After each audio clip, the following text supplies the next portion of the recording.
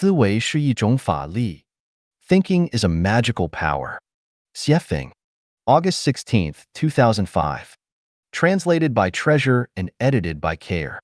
Sun Wukong was pressed for more than 500 years at the foot of the five-element mountain, but after the Tang priest took the post away from the top of the mountain with Om Mani Padme Hum, he was able to break out. It seemed that the weight of the post was more than that of the five-element mountain. So what was the post and how did it have such great power? Some people cannot be crushed by great hardships or difficulties, but when their hopes are dashed, they will collapse easily. Some people who are unaware that they have a horrible disease can live happy lives every day, but once they find out the truth, they become paralyzed from the knowledge.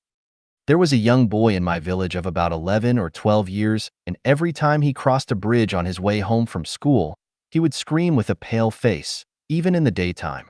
We eventually discovered that the reason for this behavior was that he had overheard some adults in the village talking about ghosts without heads residing under all small bridges. People's casual words controlled his thinking like a spell. The above are extreme examples.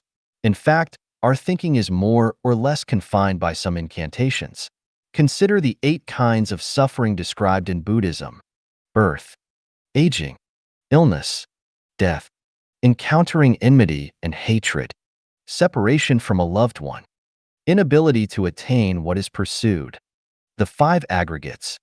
These all result from our conventional thinking, but none would exist if we would embrace unconventional thinking. All laws, regulations, concepts, ethics and behavioral rules, authoritative theories and sermons, religious regulations and rituals, scientific theories and methods, and exemplary models and habits are magical powers that constrain our thinking. These magical powers benefit the maintenance of social stability greatly, but they also bind our minds, and ordinary people can never be freed from them any more than fish can be freed from water. What are magical powers? They are informational waves that restrain people's thinking. When their energy is greater than the energy of our own conscious informational waves, then we are controlled by them. Thinking is a magical power. Thinkings of God, Buddha, great people, and great scientists are all magical powers which ordinary people can do nothing about unless their wisdom and thinking abilities exceed them. Thinking seems to be invisible, traceless, and illusory, but it can actually change the developmental directions and forms of objects, transform the intangible into the tangible and the tangible into the intangible, and interfere with a person's conventional thinking. 人与人的特殊关系会毁掉前程. Special relationships between people will ruin their lives. Xiefeng, March 15th, 2019. Translated by Qinyu and edited by Care. How many times have we watched quietly the sunrises and sunsets in our lives, and how many times have we listened to the sounds of wind and insects while standing in a courtyard on an evening with a full moon? How many times have we observed carefully the sprouting of grass and the blooming of willows? When distant mountains are hazy and the green hills are dark, when water is gurgling and blue waves are rippling, when wild ducks flutter and mandarin ducks play in the water, when light rain drizzles or heavy rain beats the plantains, have we ever melted our bodies and souls into nature and felt an unforgettable experience and taste of oneness with nature, oneness with all things, and everlasting, eternal joy?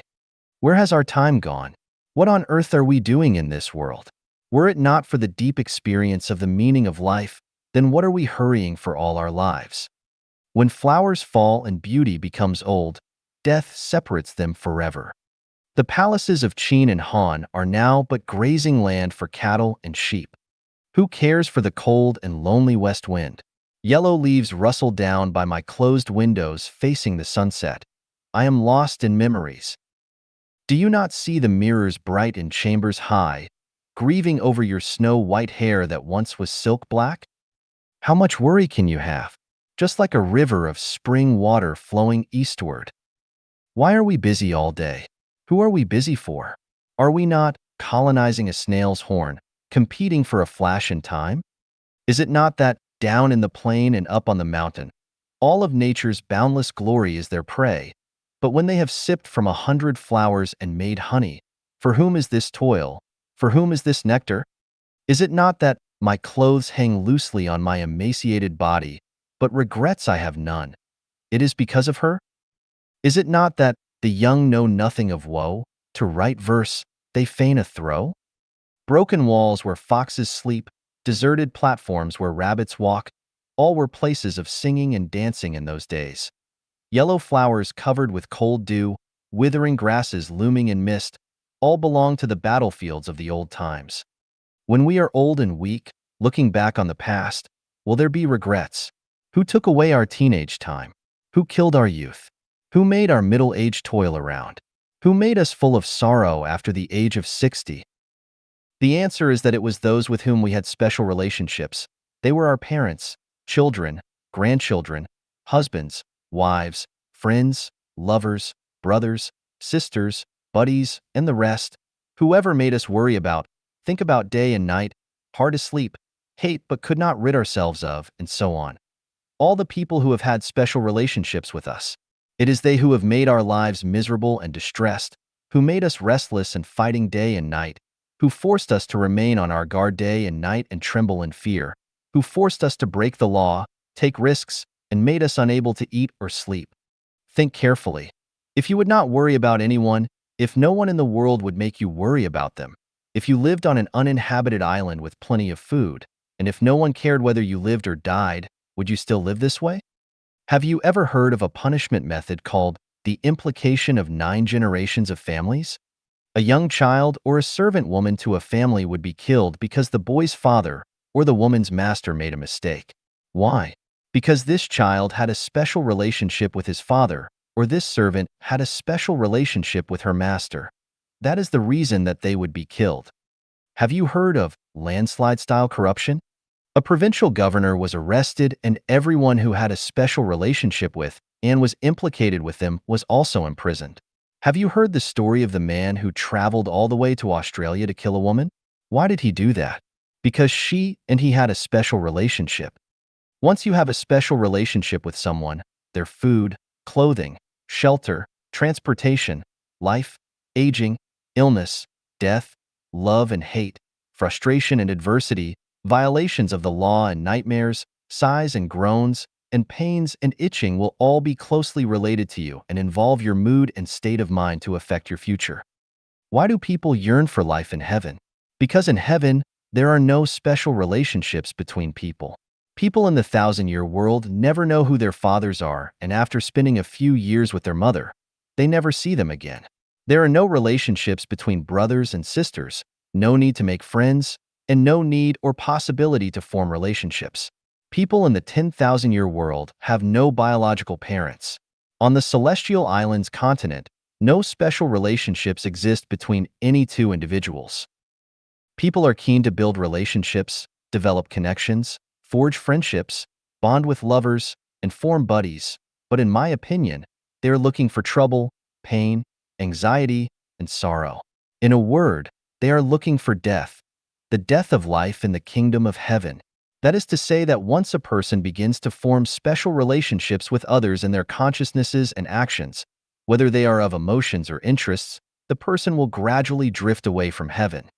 Then, is there any way or mechanism to make everyone live happily and beautifully without having special relationships?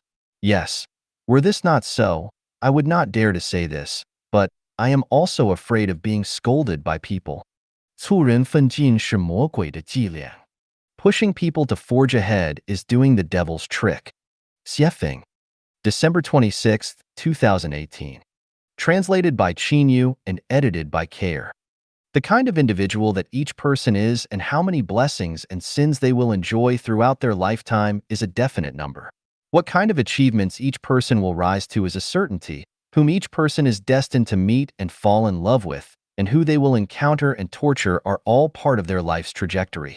Whether you want to be a singer, a politician, a scientist, an artist, a high-ranking official, have lots of wealth, a thief, a beggar, or whatever else has already been written into the script. You cannot just be whoever you want to be. Similarly, who can become a celestial being or Buddha, who can become a monster or demon, who will fly to heaven, and who will fall to hell have long been decided. When a person gets sick, what kind of diseases they will have when they will be born, and when and how they will die have all been determined in the process of life. What kind of life a person can live and whether they are rich or poor have also been determined, and no one can escape the arrangement of the cosmic script.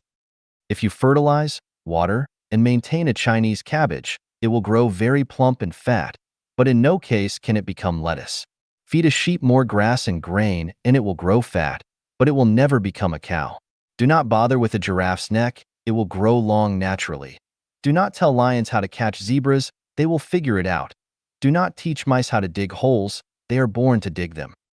Prompting people to forge ahead, encouraging them to achieve things, teaching them how to become successful, grooming them to become officials and make fortunes, instigating them to glorify and illuminate their ancestors, to be outstanding, and so forth are all like teaching hens how to crow or asking bulls to produce milk.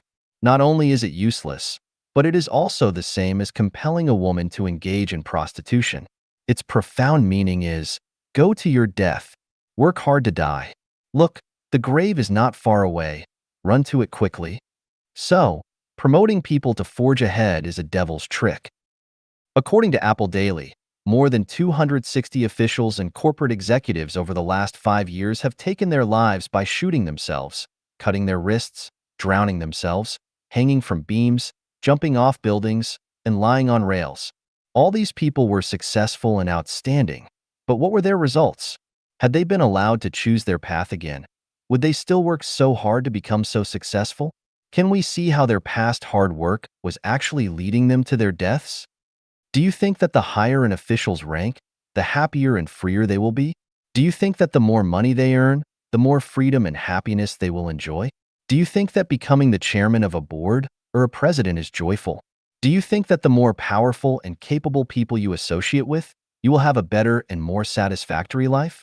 Wrong. The more you possess, the more troubles and pains you will have. Barefoot people and those who wear high-class leather shoes, who are happier? Children with bare butts playing in the mud and those who practice hard, dress in fashionable clothes, and play pianos on stages, who are happier? I used to live in Binka, the most backward area of Zimbabwe, Africa, where most children do not wear shoes. Under the moonlight at night, in the middle of dozens of simple thatched huts, there were bonfires with young people beating drums. The children were jumping and laughing around those bonfires, and a few thin dogs were running around and barking. At that moment, I understood what happiness meant. I lived with a primitive tribe in the Pacific island nation of Vanuatu. During the day, many people would sit or lie down chatting in shabby houses with air leaks on all sides, or sit or lie down drinking tea in the shade of the outdoor courtyard. They live like this for more than half of each year, and who can say that they are not happy? It is said that a wealthy person once came to relax in a seaside resort. They saw a fisherman lying on the bow of his boat every day enjoying the sunlight after having caught only a few fish. The wealthy vacationer felt that this was a waste of good time, so they showed kindness and went to teach the fisherman how to succeed. They told the fisherman that he should hurry up every day to catch and sell more fish, and then if he got enough money, he could form a fishing team to catch even more fish, and then he could set up a fish processing factory. In this way, in a few years, the fisherman could become wealthy and successful. The fisherman asked, "What would I do if I become wealthy?" The rich one replied, "When you have money, you can come to the beach to enjoy your vacation like me." The fisherman asked again, "What do you think I am doing now? Why do you want to forge ahead? Why do you want to be diligent? Why do you have to work hard? Why do you want to be a winner? Is it not good enough to just live in compliance with nature? Life only lasts for 100 years, if that. Playing in the mud in childhood, chasing members of the opposite sex and playing around in your early youth, going to school when you were young, falling in love and working in your prime, drinking tea and chatting when you are old, and watching flowers bloom and fade in your old age. Is this not a good life? Mice dig holes, cats catch mice, seedlings strive to grow, and fruit trees bear fruit. But what about people? Without instigation and encouragement, they will naturally follow their lives' paths. If someone loves to learn, there is no need to urge them on because they will definitely learn. If they love to work, then they will definitely study technology and work hard. But if they deserve to be a boss, without instigation, they would definitely be uneasy working as an employee. If they would like to steal or rob, it would be useless for you to attempt to instill morality and ethics into them. If they want to be a saint, They will study the philosophy of saints and understand the truth of the universe. It is a waste of effort for you to attempt to bring a saint into the world. If they want to become a celestial being or Buddha, they will naturally look for the environment conducive to that end, and nothing can stop them.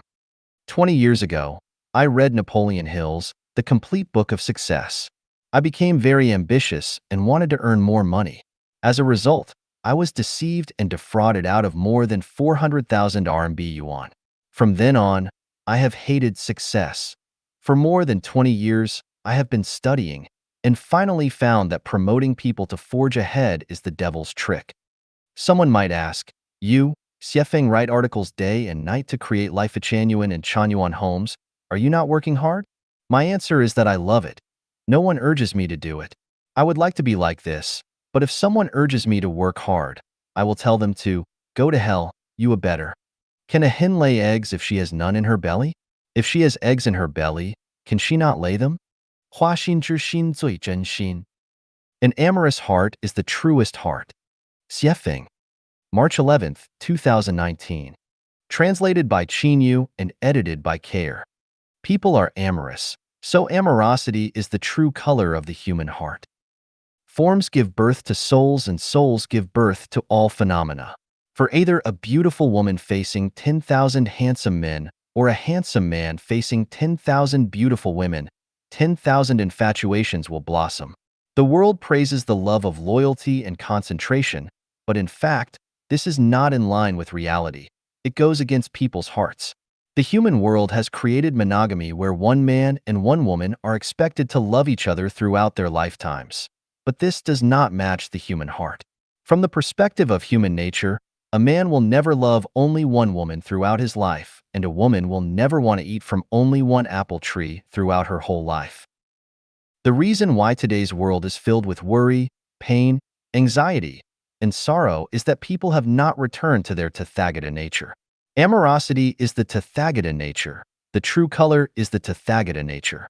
People hide behind masks, so how can they not worry and hurt each other? Not only do people wear their own masks, but they also maintain and praise them and threaten and induce others to wear them, kidnap the Tathagata nature with morals and ethics, and create religious doctrines to restrict people from showing their true colors. This is all really terrible. Where there are chronic sicknesses, there are no dutiful children at bedsides. This is reality, but why have people praised and maintained filial piety for thousands of years? Why have they not faced reality? Most children and grandchildren are unreliable. Very few are reliable. All men long for immortality, yet having sons will not achieve this. Although fond parents are legion, who ever saw a really filial son? If children and grandchildren are unreliable, then how can husbands and wives be reliable? All men long to be immortal yet dote on the wives they wed who swear to love them forevermore, but remarry as soon as they are gone. If they leave after you die, this can be considered their loyalty, and you must have burned some incense in your previous life. Most wives leave before their husbands die. Even if you have not gone, they long in their hearts for your death. If they do not long for your death, then they must still need something from you. Marriages and families have always been a devil's program, a curse, and this curse has kidnapped people for thousands of years. Here is a simple way to identify whether a program is angelic or satanic. It is the input and feedback method. If we reap melons from melon seeds or beans from bean seeds, then we are given the feedback on what we have entered into the program, and this program is angelic. On the contrary, if we reap beans from melon seeds or melons from bean seeds, then this program is satanic. What we enter and the feedback we receive are not the same, or even opposites. In the satanic program, if you input love, you will get hate. If you input true feelings, you will get false love. If you input hope, you will get disappointment or even despair. Too much falseness fills the world. If falseness is taken as truth, then truth is said to be lies. When nothing is taken as being, then being itself is turned into nothing. Since our grandparents' grandparents, we have reversed the truth from the false. So the children, grandchildren, and great-grandchildren regard false as true and true as false. The real is pressed under the 5 elements mountain, and the fake is rampant in all directions. So people have to suffer hardships, disasters, and pain, and they are hard-pressed to be enlightened to go to heaven. The human heart was originally amorous.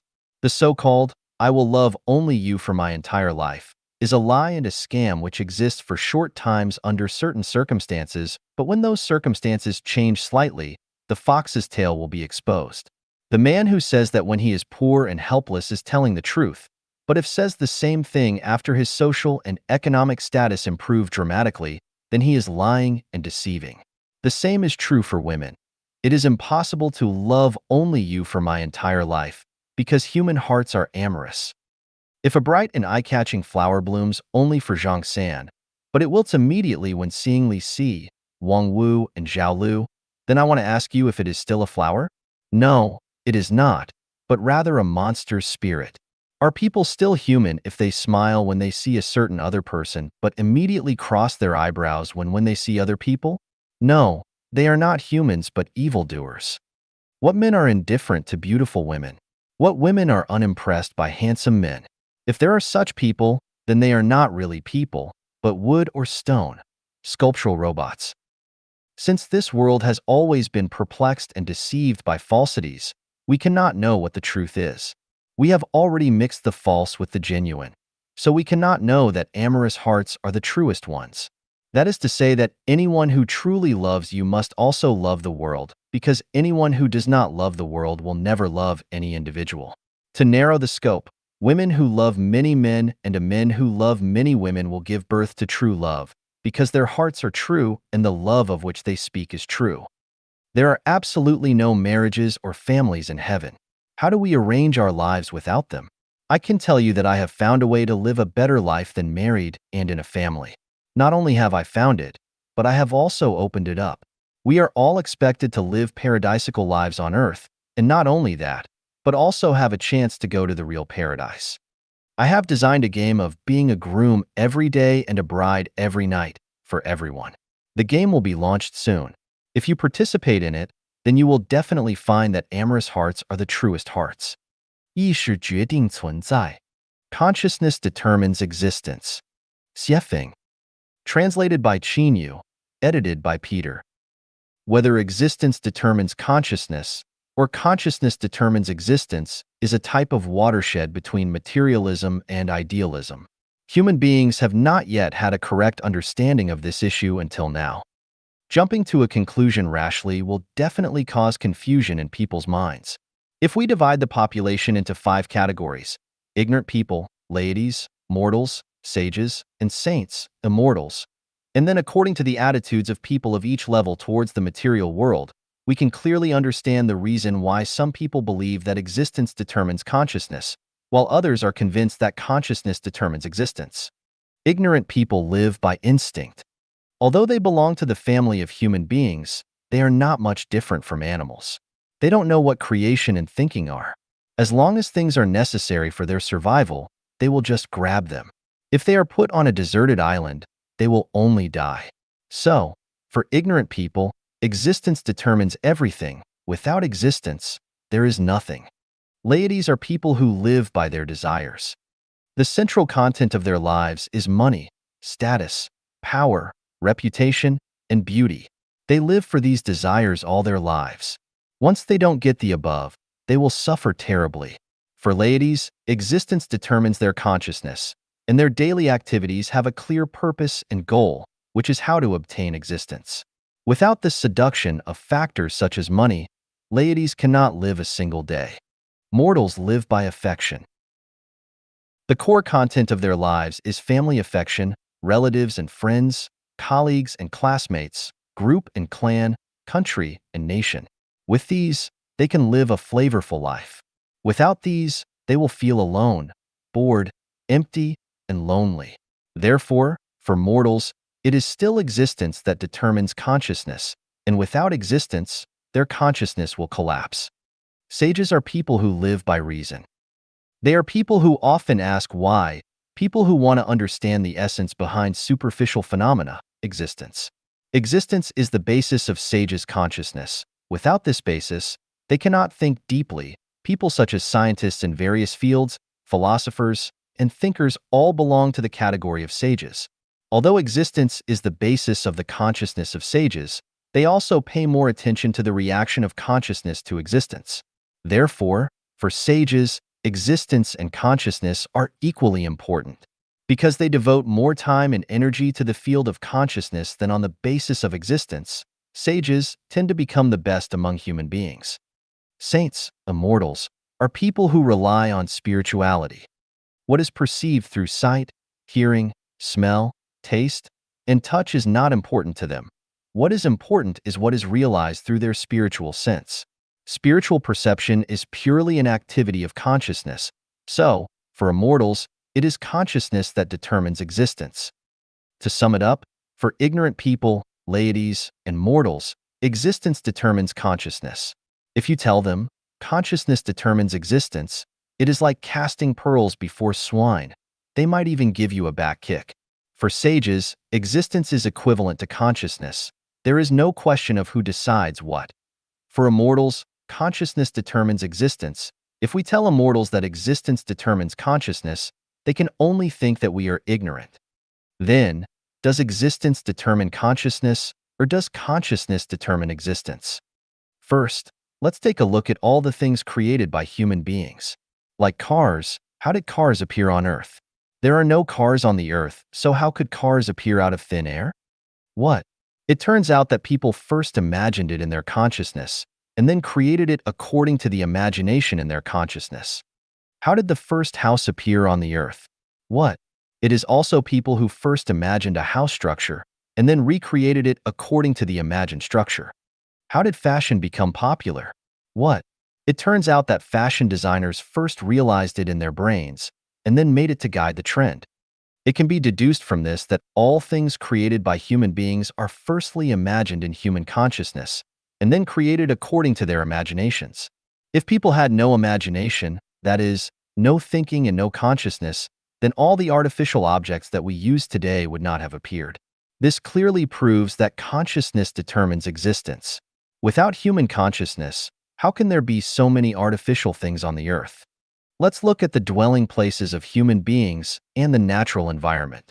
When we enter someone's home, someone who loves to be clean and tidy, we see that the tables, chairs, and beds are arranged in an orderly manner.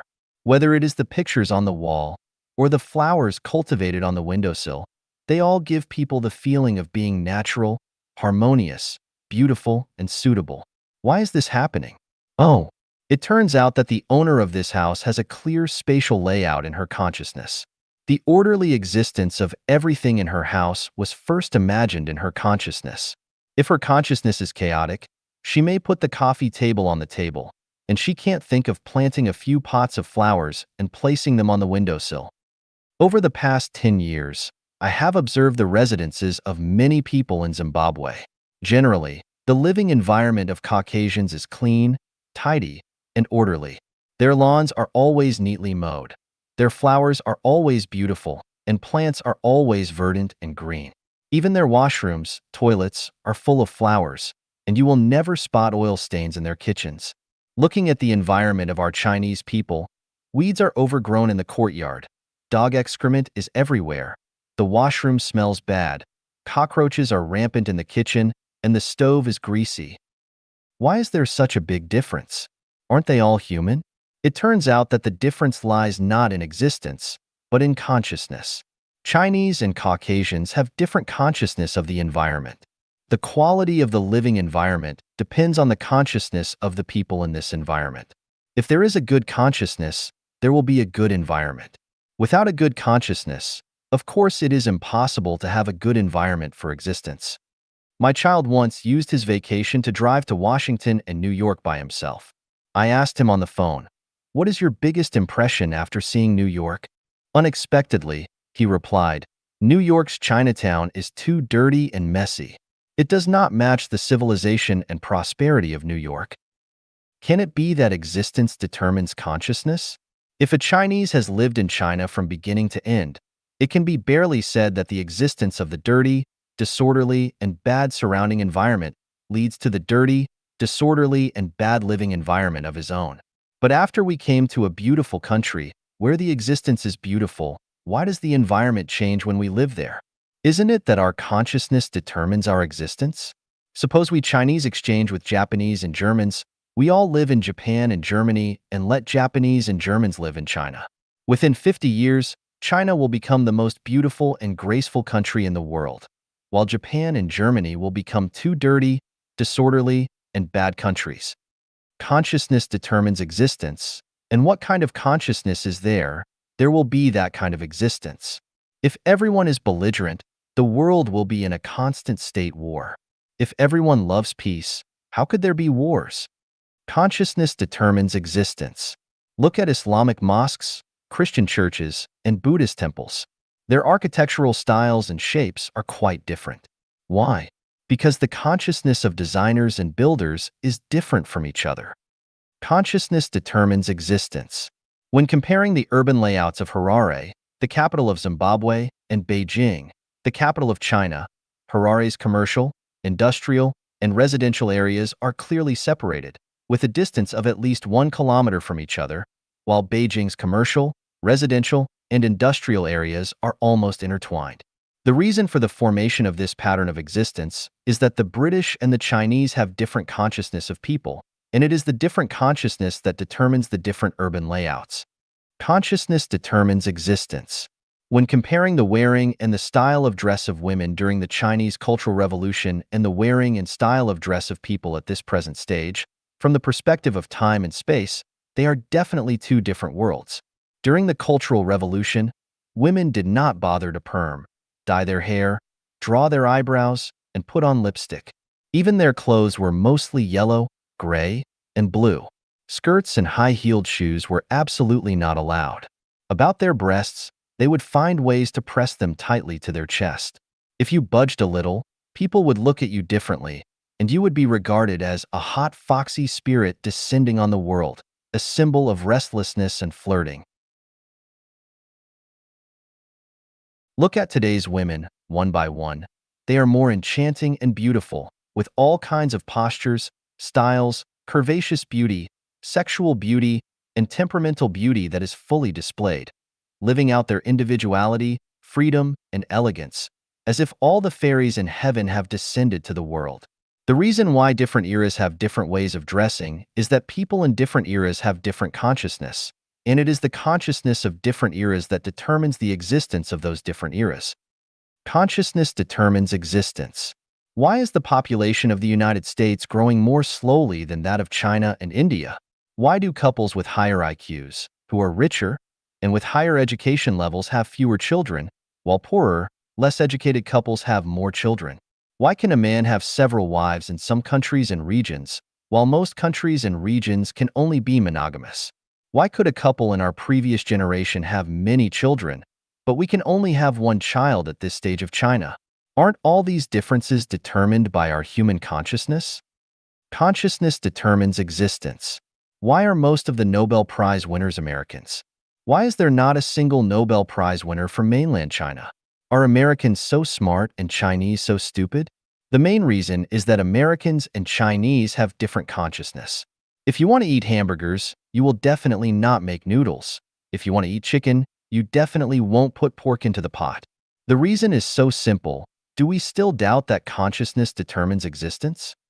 Consciousness determines existence. Why do the political systems of various countries in the world differ from each other? Why does the President of the United States only serve 2 terms at most, while the presidents of some countries can serve many terms? Isn't it their existence determined by the national consciousness of various countries? How was the Earth born? How did the plants and animals on Earth appear? Isn't this determined by the consciousness of the greatest creator? Not long ago, I read a review article. Its general meaning is to criticize the only children in China at this stage for being ambitious, unrealistic, greedy for enjoyment, and for their wishful thinking. The article also mentioned a college student who had not yet graduated describing his long-term plan. I want to go to the United States and build a villa in a small city with beautiful mountains and rivers. I want to have a green lawn, a private swimming pool, and a Mercedes-Benz. The reviewer had a good-natured ridicule on this wishful thinking and hoped that such college students can face reality, be down to earth, and not be too ambitious. In my opinion, This commenter is an outstanding representative of the idea that existence determines consciousness. His thinking is still in the narrow field of material existence. He only sees today, values reality, and he cannot imagine that the future of mankind is determined by the consciousness of mankind, that the future of each individual is determined by the consciousness of the individual. This kind of person is a frog at the bottom of a well, and the blue sky he sees is just as big as a sieve. Relying on this kind of person to guide young people is not only misleading young people, but also cruelly oppressing people's spirituality and ruining their bright future. Such people, on the surface, are kind, but in essence, are evil. If I were to comment on this college student, I would say, "Son, you're absolutely right. Visualize it. Your wish will come true." The better and clearer the picture you have of your future in your mind, the more likely you are to realize it. The place you can see is where you are going. The situation you can realize in your brain is where you can go, because your behavior is controlled by your consciousness. If you want to go to the east, your feet can't move toward the west. The existence of reality is constantly changing with the consciousness of human beings. If we limit our consciousness to the existence of reality, we will always be slaves to the existence of reality, and we will never be able to create a better tomorrow. Son, the universe is boundless. There are 36 dimensional spaces, so spread the wings of your imagination and fly freely. A bright future belongs to the generation that can imagine this. Whether existence determines consciousness or consciousness determines existence, it is by no means a game of words or concepts, and it is by no means a question of whether to eat steamed buns or noodles. Whoever comes first directly determines the future of everyone. What kind of consciousness one has, he will have that kind of life. What kind of consciousness determines what kind of existence he will have. Existence determines consciousness is the thinking of animals and plants that rely on instinct to survive.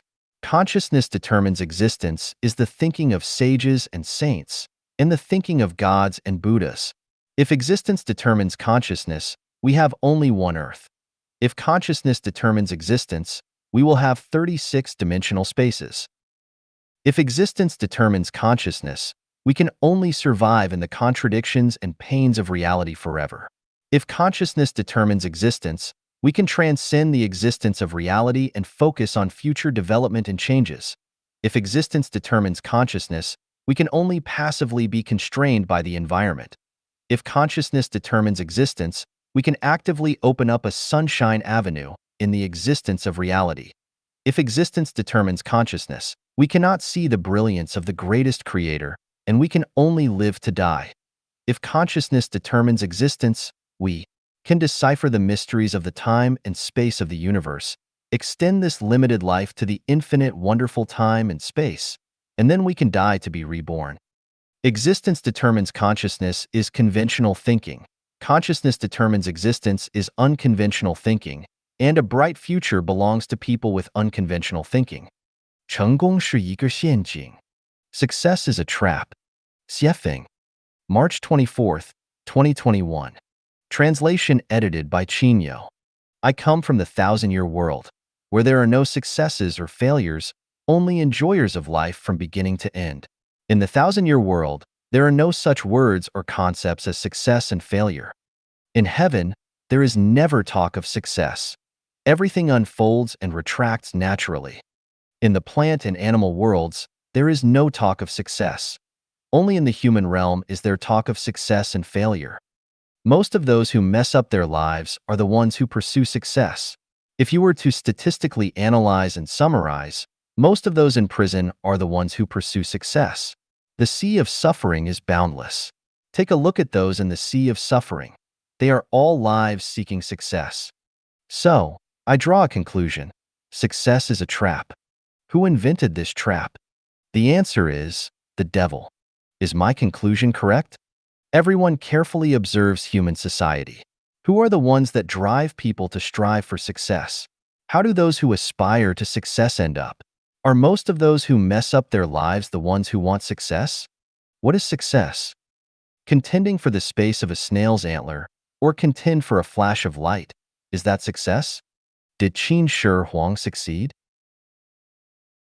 Broken walls where foxes sleep, deserted platforms where rabbits walk, All were places of singing and dancing in those days. Yellow flowers covered with cold dew, withering grasses looming in mist, all belonged to the battlefields of the old times. Who succeeded? You've earned a lot of money, but you've never had time to appreciate the moonlight. Have you succeeded? Do you call that success? I cannot see a single successful person. I only see lives crushed by success, their faces distorted and souls shattered. 反常思维漫谈 Random talk about unconventional thinking. Zuanfeng. Translated by Chinyu. Edited by Peter. Where do people come from, and where do they go to? What is the essence of life? What is the purpose of living? What is the goal of life? What is the value and the meaning of life? Is life accidental? Is death inevitable? Is there a causal relationship between life and death? Do all the phenomena in nature happen accidentally, or are they predestined? Why did Einstein doubt quantum mechanics? Does the uncertainty principle of quantum mechanics indicate that the universe is disordered? How was the universe born? Is there a greatest creator in the universe? Are there gods, Buddhas, angels, and demons? How was life born? Was it created by the greatest creator? Or did it evolve from organisms over thousands of billions of years? It is stated in the Bible that all animals on the earth are intended for humans, and humans can eat their meat.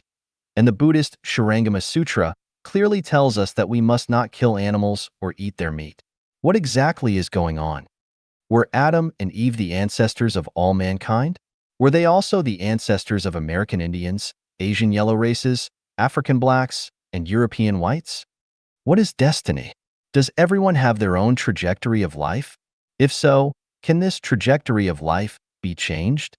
What exactly did Lao Tzu mean by Tao in the Tao Te Ching? Can one become immortal by attaining Tao?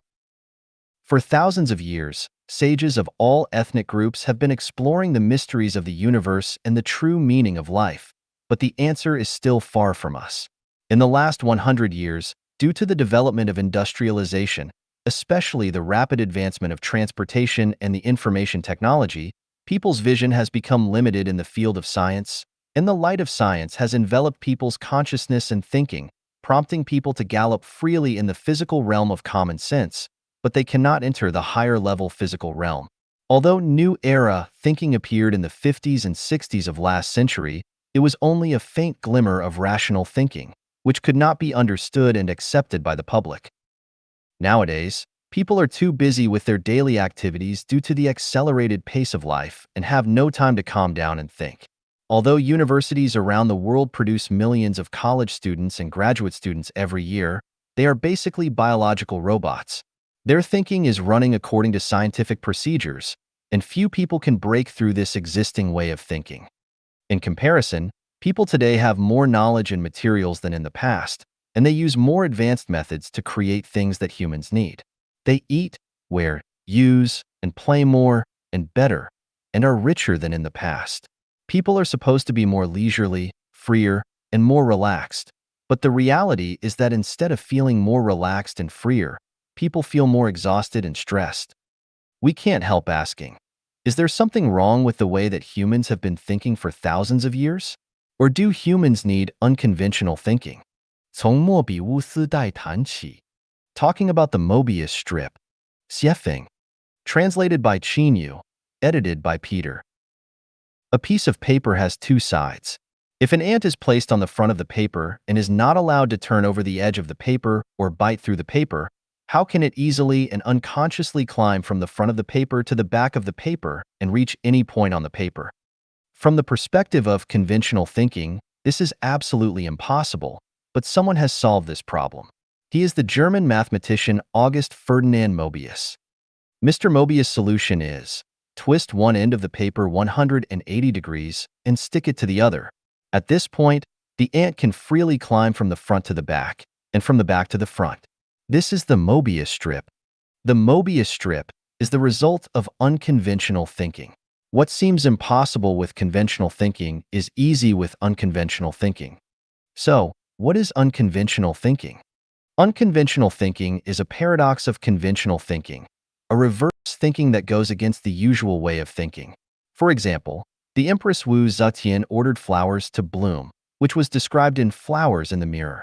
Conventionally speaking, only winter plums will blossom on cold days, and the rest of the flowers should be sparse on dead branches, and they should be withered. But Wu Zetian went beyond the norm and ordered, all flowers must blossom overnight.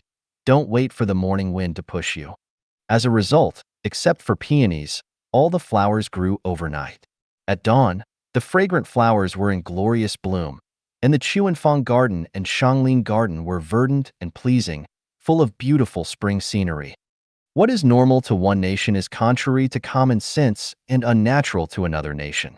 For example, the order in which British, Americans, and Chinese write addresses is a kind of unconventional thinking, such as British and American, 38, Cosbill Street, Columbia District, New York City, United States. China, United States, New York City, Columbia District, Cosbill Street, number 38. For another example, when people die, their loved ones will cry to express their sorrow and sadness, but some nations use laughter to express sorrow. At funerals, some ethnic groups consider it respectful to wear white clothes, while others consider it respectful to wear black clothes. The secular view holds that one is born to pursue enjoyment, while most religions, especially Buddhism, believe that one is born to suffer. Traditional science believes that space and time are absolute. Space is like a box, matter is a particle in this box, and time passes evenly. Modern science believes that space-time depends on the distribution of matter itself, and space-time is curved.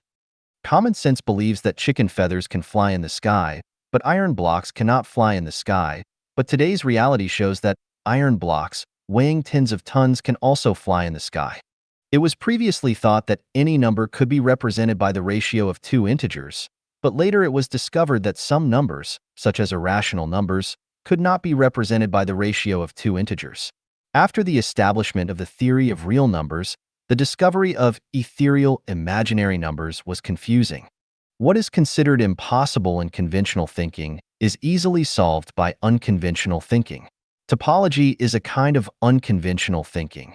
It can change the position of space and make the inside and outside of a confined space communicate, making it impossible to distinguish inside from outside. Just like the Mobius strip, it is impossible to tell which is the front side, which is the reverse side. How can a person enter a sealed room, and how can one then get out of it? With conventional thinking, it is absolutely impossible. But if you think unconventionally, this matter is easy. It is just a different understanding of space. Can people be invisible? Conventional thinking has to say, this is the dreaming of an idiot. It is absolutely impossible. In fact, it is just a temporary distortion of space and time. Mankind has launched many spacecrafts to explore space. There are many purposes for this. Regardless of whether they admit it or not, one of the subconscious purposes is to find out whether there are stars outside the Earth for humans to live on. One side effect of this space exploration is the realization that the Earth's immediate neighbors are not suitable for human habitation, and the farther planets are a few light years or tens of light years away, which humans cannot reach within their limited lifespans. Humanity has only one Earth. This is the pessimistic conclusion obtained by the current exploration of space. Impossible. Impossible. Absolutely impossible. This is the conclusion obtained by conventional thinking. Einstein realized that the speed of light is the limit speed of the movement of matter, but he did not realize that the speed of non-material movement is the negative cosmic speed, and people can instantly reach a planet tens of light years away. Quantum mechanics believes that only one speed and position of a particle can be obtained, and accurate data of both cannot be measured at the same time. This uncertain principle has actually entered conventional thinking. The movement of a particle is disturbed by an infinite number of forces, so it cannot have a constant speed.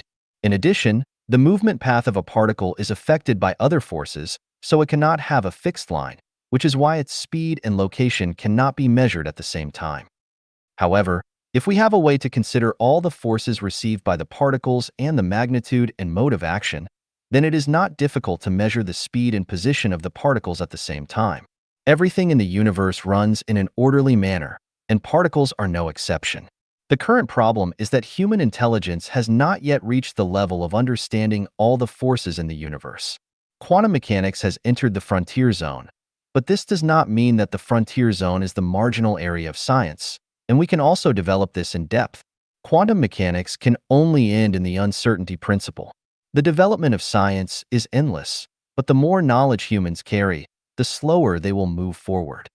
100 years ago, if people were able to master all the knowledge mankind accumulated by the age of 20, it is not possible now.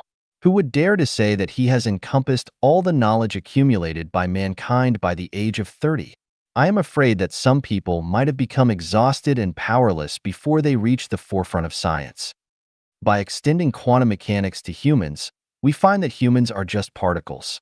The gains and losses, misfortunes and blessings, illnesses and lifespans of human beings in the world happen to be within the uncertainty principle. We cannot accurately measure the length of a person's lifespan and his merits, demerits, gains, and losses in one's lifetime. However, all thinking that thinks of impossibilities belongs to conventional thinking. When we know that the universe is orderly and that life has a trajectory, we can analyze the hundreds of millions of factors that affect a person from an inevitable perspective, and we will find several sets of laws that affect life. From these laws, we can accurately measure a person's prosperity, adversity, poverty, lifespan, and fate of his entire life. Newton discovered universal gravitation, which explained a mystery of the universe. While benefiting mankind, at the same time it put a shackle on thinking of mankind. According to universal gravitation, it is impossible for a person to fly freely in the sky without the help of other tools. This has become conventional thinking again. But what people didn't expect is that gravitation is not universal. Gravitation is generated by motion. If the motion is large, the gravitation is large. If the motion is small, the gravitation is small. Where there is no motion, there is no gravitation, and where there is no gravitation, there is no weight. Cannot weightless people fly freely in the sky? Conventional thinking is going to laugh at me again. The Earth is in eternal motion, and people are eternally weighty. When the Earth stops moving, it is the end of life on the Earth. When can people fly freely in the sky? Conventional thinking is really troublesome. It doesn't consider the relationship among thinking, energy, and matter. Fax and email must be true, right? The technology of cloning can't be said to be fabricated, right? Is the fax or email we receive the same as the original? And is the cloned animal similar to the original one? All material things are just a matter of molecular arrangement, order, and structure. If the genetic structure of a pig is arranged in the order of a human genetic structure, then the pig will speak a human language. Could this be false? Then, can't people be faxed? Can't people be cloned? Substances cannot be faxed, but their structure and sequence can be faxed. We can pick up a phone and dial the number of a relative who is thousands of miles away. Although the person is thousands of miles away, the sound you hear is right close to your ears. Is there any doubt about this voice? With negative cosmic speed, a person's life structure and sequence can be faxed to a planet millions of light years away, and then endowed with energy, cloning, a new you will then be born. Since the sequence and structure are the same, your consciousness and memory still exist, consciousness and memory exist in the structure and sequence, and you will still be you, not someone else. Good. Since the Earth can't restrain us, and space distance can't obstruct us, then, can motion restrain us? Let's not talk about absolute motion, but relative motion. On the COMC, while sitting in a ship's cabin, if we don't look out of the window, can we feel motion? There will be no feeling of motion at all. We are living on the Earth that travels 25 million kilometers a day. Can we feel the Earth moving at high speed? No, we cannot. When two objects of the same mass fly in the same direction and at the same speed, there is, relatively speaking, no motion between them. So there is no gravitational force between them, relatively speaking. In this case, for the small object sandwiched between these two objects, neither motion nor gravitational force is felt. In other words, it loses weight and can now fly freely. Is there such a place in the universe? Yes, there is. Please see the chapter of 36-dimensional spaces. Let's look at the Mobius strip again. When turning a paper with front and back sides into a strip without front and back sides, the key to it is to flip one end of it 180 degrees. This flipping process is the process of unconventional thinking. The flip must be 180 degrees, If it flipped less or more, it will not be the true. It would become a way that is perverse, a perverse theory, and it will bring endless disasters. The unconventional thinking of the Mobius strip is by no means a trick played by magicians. It is a key to understanding the truth. 对立统一是宇宙的表象，不是宇宙的实质。The unity of opposites is the image of the universe, not its essence. Xiefeng. Translated by Qinyu. Edited by Peter.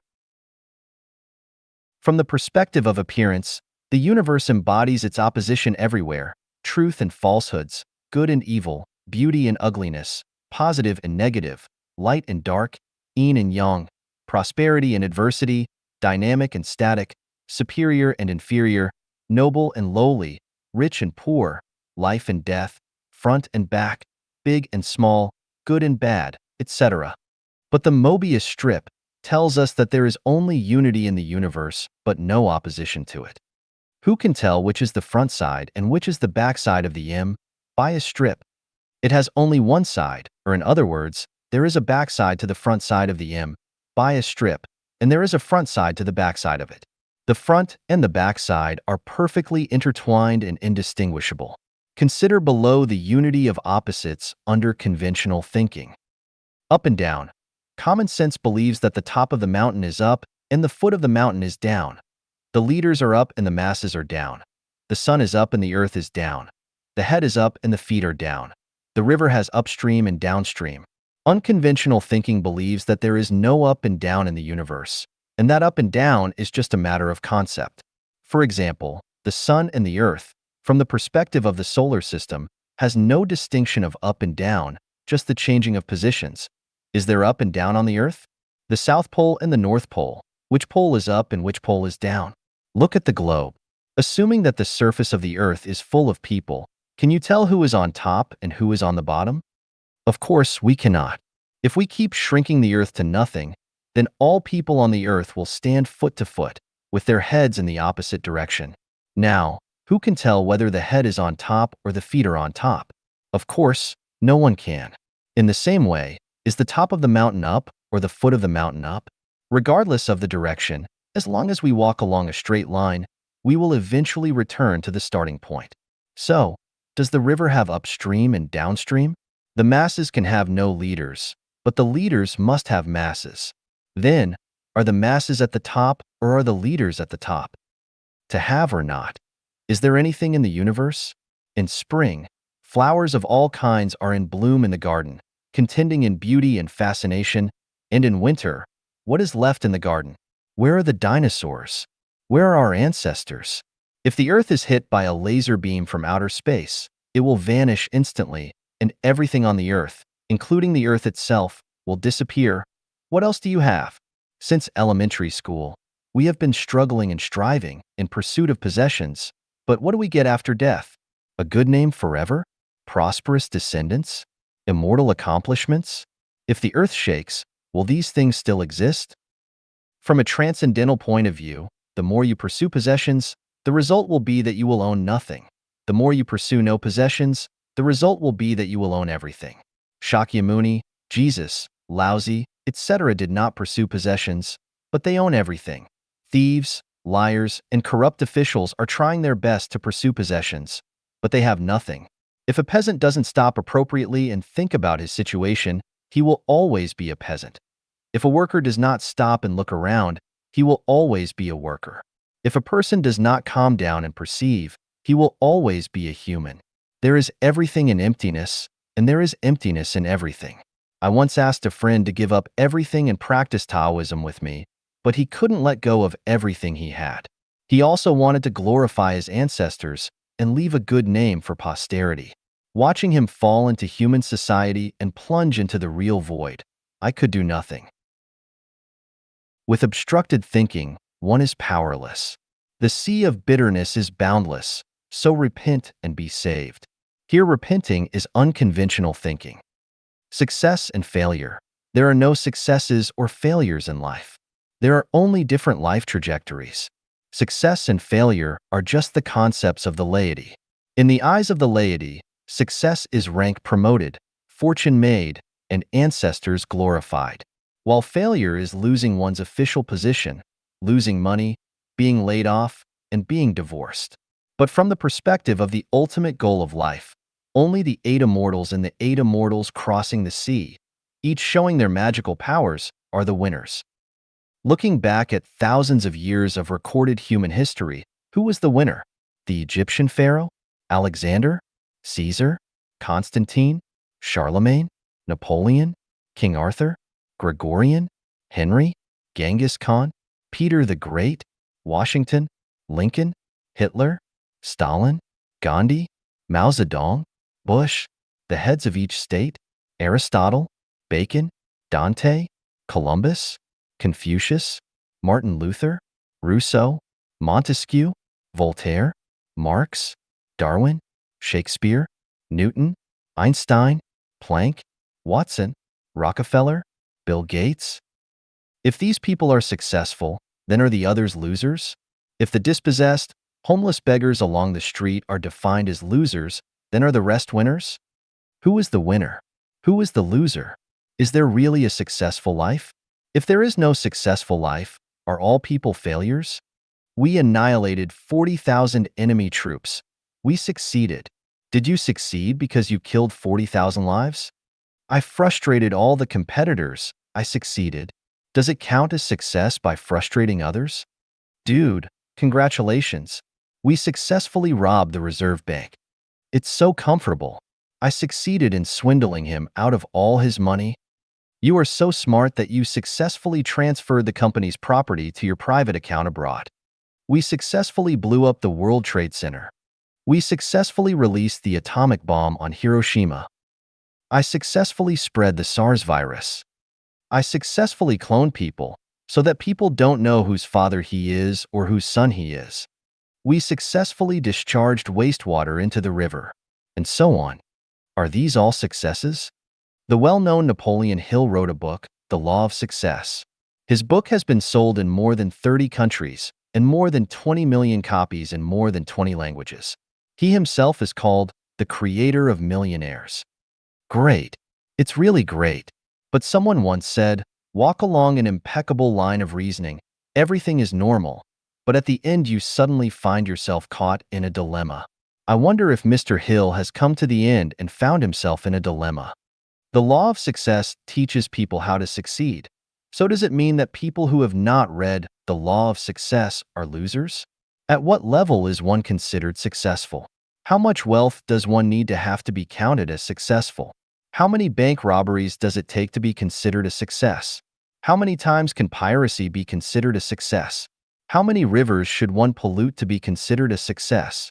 How much money should one embezzle to be considered as a success? How many children should one have to be considered as successful? How many multinational group companies does one need to establish to be considered as successful? If one side of a piece of paper is success and the other side is failure, then if this piece of paper is turned into a Mobius strip, how do we distinguish between success and failure? Gains and losses. Gaining is losing. Losing is gaining. The more you gain, the more you lose. The less you gain, the less you lose. Without losing, you will gain nothing. Without gaining, you will lose nothing. From middle school textbooks, we know the theorem of indestructibility of matter. Strictly speaking, it is not called the theorem of indestructibility of matter. It should be called the theorem of indestructibility of energy. Matter has birth and death, while energy is eternal in the universe. Energy is conserved, that is, the energy in the universe is a definite number. Energy will neither increase nor decrease. As the energy on the Earth increases, the energy on the Sun decreases, the temperature of water increases, and the amount of fuel is reduced. The more one experiences in life, the shorter one's life becomes. The more wisdom one has gotten, the whiter one's hair will be. Energy is a definite number, so what else is a definite number in the universe? Within the current range of the solar system, the time sequence is a fixed number. The 24 solar terms of the lunar calendar set by Chinese sages, beginning of spring, rain, awakening of insects, spring equinox, Qingming, grain rain, start of summer, lesser fullness, grain in ear, summer solstice, minor heat, major heat, start of autumn, end of heat, white dew, autumn equinox, cold dew, frost's descent, start of winter, light snow, heavy snow, winter solstice are fixed numbers. The five elements, metal, wood, water, fire, and earth, and heavenly stems and earthly branches, jia yi bing ding wu ji gung xian ren kue, and zi cho ina meo chen si wu wei shin yu su hai, and the 12 animal signs, rat, ox, tiger, rabbit, dragon, snake, horse, sheep, monkey, chicken, dog, and pig, corresponding to each year, month, day, and hour are all definite numbers. The method of choosing the day of good fortune and bad fortune in the art of becoming invisible, Taoist magic, which was calculated from the primordial 8 trigrams by Wenwang of the Zhou dynasty and was later used by Jiang Zia, Zhang Liang, and Zhuge Liang, is a definite number. The Earth's moving trajectory and rotation speed are fixed numbers. The waxing and waning of the moon is a fixed number. The ocean's ebb and flow is a fixed number. Women's menstrual cycles are a fixed number. And the lifespan of animals and plants is a fixed number. An elephant will not live 300 years. A poplar tree will not grow for 300 years. The dry and rainy seasons in Zimbabwe are fixed numbers. The mineral resources and water volume on the Earth are fixed numbers. The number of hairs a person can grow is a fixed number. The ratio of height to the maximum distance between the two middle fingers is a fixed number. The number of legs and the number of heads a human has is a fixed number. Springs have an elastic limit, steel has a fatigue limit, various objects have a limit of motion, animals and plants have a growth limit, and all artificial products have a maximum service life.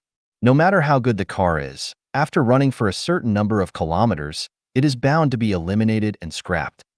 Within a certain altitude, the temperature at which water boils is a fixed number, and the temperature at which it freezes is also a fixed number. The ignition point of various substances is a fixed number. The saturation of various compounds is a fixed number. The composition ratio of various colors is a fixed number. The traveling speed of sound is a fixed number, and the frequency of the sound that humans can hear and the wavelength of the light that human eyes can see are fixed numbers. Everything within the range of rational numbers is a definite number. The amount of money, the length of life, the height of rank, the size of influence, etc., are all within the range of rational numbers, so they are all fixed numbers. Everything about humans is within the range of rational numbers, so everything about humans is definite. Everything that changes with time and space is within the range of rational numbers and is definite. Is everything in the range of irrational numbers not definite? The most famous irrational number is pi. Pi equals 314,159,265,3589. The other is the golden ratio phi. Phi equals 1.61803398874989484821. These are two of the infinite mysteries of the universe that ordinary people know. But where is their ending? Are they also limited by time and space? As a Chinese Taoist saying goes, heaven's secrets should never be revealed. Secular people use this sentence to keep secrets. In fact, the essence of this sentence refers to the development trend and definite number of things within the scope of irrational numbers. Long-term unconventional thinking can lead to one's spiritual transcendence. After transcending the regular ethics, one can realize many heavenly secrets. Heavenly secrets can be leaked. The key is to whom should they be leaked? Jesus taught us, "Do not give that which is holy to the dogs, neither cast your pearls before the hogs." The Yellow Emperor's Hidden Talisman Classic says, after realizing the heavenly secret, virtuous people will settle down and practice it, while the villains will get carried away and act rashly and even ruin their destinies. The Tao Te Ching said, the main path, Tao, heavenly secrets, is easy to walk on, yet people love the small bypaths. He who knows does not speak. He who speaks does not know. Those who understand the secrets of heaven know the art of non-action, but if they reveal these secrets to ordinary people, it will lead to the downfall of unwise individuals who act recklessly and perish prematurely. Chuang Tzu. Shakyamuni once said to Subhuti, the Tathagata expounds it to those initiated into the Mahayana and the Supreme Yana. Those who take delight in the Hinayana, Theravada, and hold the view of an ego, a personality, a being, and a life, cannot listen to, receive, hold, in mind, read and recite this sutra and explain it to others. The heavenly secret is not forbidden to be divulged. The key is that it will lead to a bad result if it is divulged. If I say, what can be imagined in the human brain is real, this will cause countless people to go astray. If you suddenly give a poor man 1,000,000 ounces of gold, he will be restless both day and night. He has to guard against thieves and robbers. He has to deal with his neighbors and friends borrowing money from him, and the many demands of kinsfolks and relatives. He has to deal with the local bureaucrats' apportionment as well as the advice and suggestions of good-hearted people and gentlemen, which will end up hurting him. So, I have to say, what I said is all nonsense.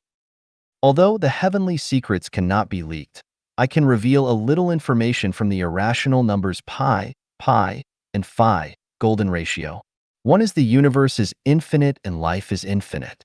The second is, as a person, one's life is a finite cycle, but once the life goes beyond the category of a rational number, it enters the range of an irrational number. His life becomes infinite and non-repeating.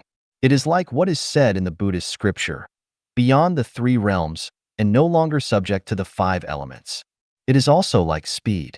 If the speed of an object is less than 7,900 meters per second, it can only live on the earth, but if it is greater than or equal to 7,900 meters per second, exceeds 11,180 meters per second, it can get rid of the gravitational restraint of the earth, and it enters the huge solar system.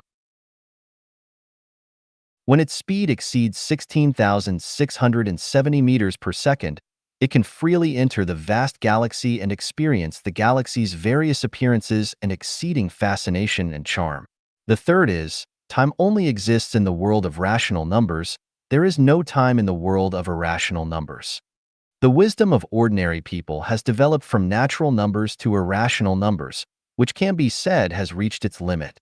If it develops further, it will enter the field of complex numbers, which is the field of thinking of gods and Buddhas. For example, the imaginary number 1 is not of the wisdom that ordinary people can understand, because imaginary numbers have illusory properties. You cannot find a practical example in the material world. Although imaginary numbers are used in electrical engineering and quantum mechanics, they are just a drop in the bucket of imaginary numbers, which is still polar away from the correct and comprehensive understanding of imaginary numbers. Let's put aside irrational numbers and complex numbers.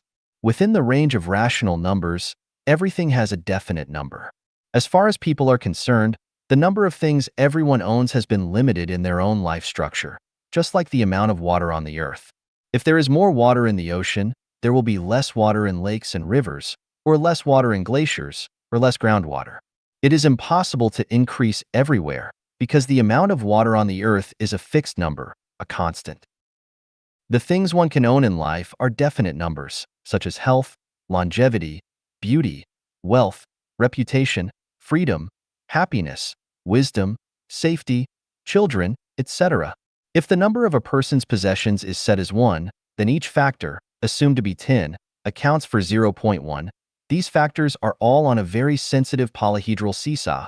When beauty is greater than 0.1, the amount of health will be less than 0.1, or the share of reputation will decrease.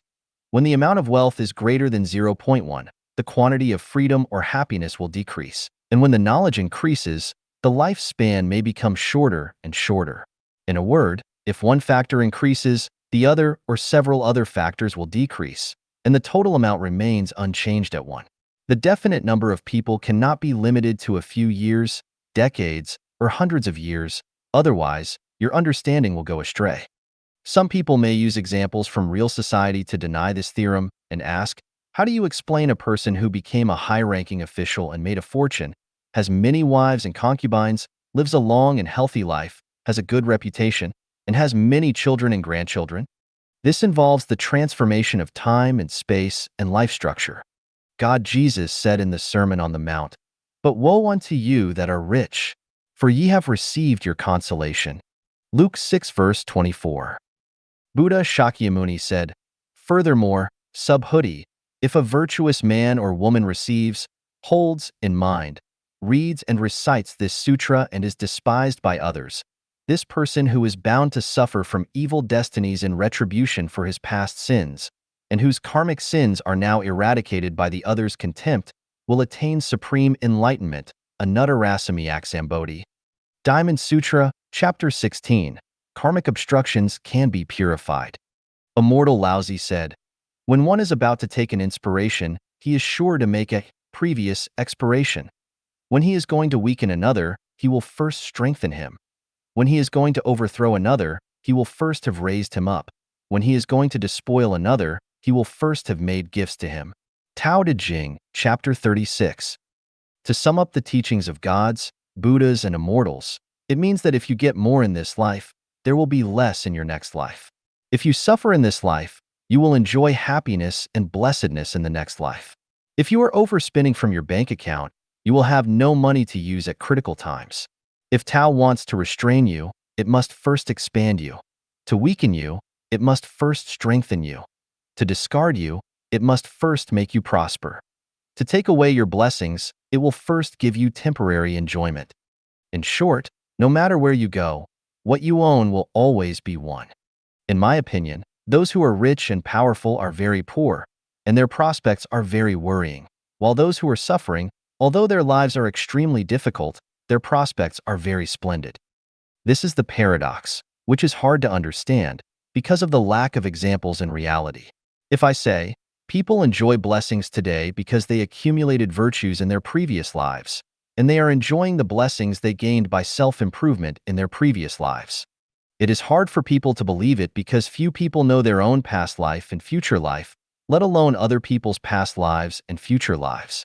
Without unconventional thinking, we cannot make the connection between the past life, the present life, and the next life, just like we can't organically combine the front side with the back side. The most valuable and meaningful life is one where you give more and enjoy less. People may be unfair to you, but heaven, the greatest creator, never will. Above, I only gave examples of oppositions of up and down, having and not having, success and failure, gain and loss, from which we can see that opposition is the appearance of the universe, while unity is the essence of the universe. 生死是表象，生命无生死. Life and death are only images. There is neither life nor death in life. Xiefeng. Translated by Qin Yu, edited by Peter. The Mobius strip tells us that life and death are not opposites. Life is death, and death is life. There is death in life, and life in death. The Yellow Emperor's Book of the Hidden Talisman said, "Life is the root of death, and death is the root of life." Babies cry when they are born. Why do they cry? Because life is bitter. How do you know that life is bitter? This is like a chick in an egg that has been hatched for 21 days, pecking at the shell. Although it does not know how thick the eggshell is, whether it can be pecked through, or whether there is a vast world outside the eggshell, it must peck. That is its instinct. What is instinct? Instinct is a kind of innate performance that biosystems can make without learning, such as chickens and eggshells pecking at them, bees making honey, migratory birds migrating with the seasons, mice digging holes, roosters crowing, etc. Babies cry as soon as they are born, and they know how to suck a breast. This is also an instinct. Everything has an instinct. If they do not have an instinct, everything will perish. So where did the instinct come from? This involves the origin of life. Please see the chapter of life. All things on earth are created by higher life, and instincts are embedded in the structure and order of life. The purpose of this chapter is to talk about life and death. Why do we say, life is death and death is life? To understand the true meaning of life and death, we must proceed from the following 3 points. First, do people have past lives? First of all, let me reprint the full text of an article compiled by Wang Jiankong and Li Liming and published in Reader magazine. Unbelievable, reborn girl. In 1926, a lovely little girl was born in Delhi, India. Her name was Shani Devi. When she was just born, there was nothing abnormal about her at all. But when she was 7 years old, little Shani suddenly said to her mother inexplicably, "Mom, I used to live in the city of Mathura." She also enthusiastically told her mother about Mathura and the situation at her home then. Later, Shanti mentioned this matter several more times. The parents were very worried when they saw their 7-year-old daughter talking about something irrelevant, so they took her to see a doctor. The doctor was puzzled after hearing Shanti's narration. "It's really strange. This child has no symptoms of mental abnormalities at all. How could she say these unbelievable things? Let's observe her for a while. However, at the age of 9, Shanti still did not forget about her living in Mathura. Mom, did I mention that I lived in Mathura before? I got married there and gave birth to 3 children. My name was Luchi when I lived in Mathura. Shanti also told her mother the names and characteristics of the 3 children. The parents became more and more anxious after listening to their daughter's intoxicated chatter, thinking that the child's condition was probably getting worse. And they often wiped away their tears in secret. One day, a visitor came to see Shanti's mother. As soon as Shanti saw that person, she suddenly called out, "Mom, this person is my former husband's cousin. He also lives in Mathura." The guest was surprised when he heard Shanti's words and said, "Your daughter is right. I used to live in Mathura. But how did she know about it?" After the incident spread, it attracted the attention of the Indian government, and a special investigation committee was formed. The committee brought Shanti to Mathura for on-the-spot investigation. Shanti has never left Delhi since her birth. But as soon as she arrived in Mathura, she was able to warmly greet the local people who came to meet her in the Mathura dialect, as if she had met a long-lost friend. When she came to the door of a house, she stopped suddenly and said to others, "This is the house I used to live in." She walked in the door, pointed to an old man, and said, "He is just the father of my former husband." Then, she recognized her 2 children, and she also told people about her previous life in Mathura in detail, her association with her friends, the nearby landscape, and the school she was in at that time. The local people were very surprised when they heard her narration. What she said was completely correct, which was exactly the situation at that time. So little Shanti is the one who was reborn. The people who came to investigate this issue had to come to this conclusion. In India, the ancient Buddhist country, there are really many reborn people. Swarata Misho is one of them. One day, when he was traveling by bicycle, he pointed to a house he had never been to and said that he had lived here for a period and talked as if he just thought of it. He also talked about the past. This surprised the accompanying family members. They ran into the village to inquire, and what Swarata said was exactly what happened here decades ago. It is said that Swarata has been resurrected 3 times. There was also a young man in India named Gaspiel. He just died shortly. On the day a person named Yaki died in a village 35 kilometers away, Gaspier suddenly woke up in the coffin placed in his home. When people pulled him out of the coffin, to their surprise, Gaspiel knew the appearance of Yaki, who was far away in a foreign land, and all the things that happened in that village. There are many examples of past lives recorded in ancient and modern Chinese and foreign books. We can't completely believe what they say, but in the face of the facts, we can't deny everything. We can deny that the statement of Tang Monk in Journey to the West is the reincarnation of Jean Chanzi, but we cannot but believe in the theory of the reincarnated soul boy of the Tibetan Panchen Lama in Tibet. For example, Wendu Gongbao Kaidan, the reincarnated soul boy of the 9th Panchen Lama Sangdang Kyuji Nyama, was able to accurately select the utensils used by the previous Panchen Lama from other identical objects, and even more surprisingly, he was able to call out the name of Gajan Pong, who had sung for the Panchen Lama, from the crowd. Before that, the two had never met. Gongbao Kaidan was not discovered by accident. After the 9th Panchen Lama passed away, the Panchen Xingyuan, an organization dedicated to protecting the personal safety of the Panchen Lama of Tibetan Buddhism, began to search for his reincarnated soul boy. After several screenings and selections among the 17 possible reincarnated soul boys, 6 were initially identified. After many more procedures, it was finally identified that Kutinj Longer Gyatso was the reincarnated soul boy of the 9th Panchen Lama. However, Kutinj Longer Gyatso suddenly died of an illness. Why did he die suddenly? Because the real reincarnated soul boy was not him, but someone else. Having no choice, the Panchen Kinpo Conference Hall took the remaining 5 possible reincarnated soul boys to Kumbha Monastery. They wrote the soul boys' names on papers, wrapped the papers in tsampa, kneaded the tsampa into balls, and put them into a gold bottle. After a series of prayers and other activities, they shook the gold bottle in front of the public. A pill jumped out of the gold bottle during the shaking. They opened it, and it was Wendu Gongbao Kaidan's name on it.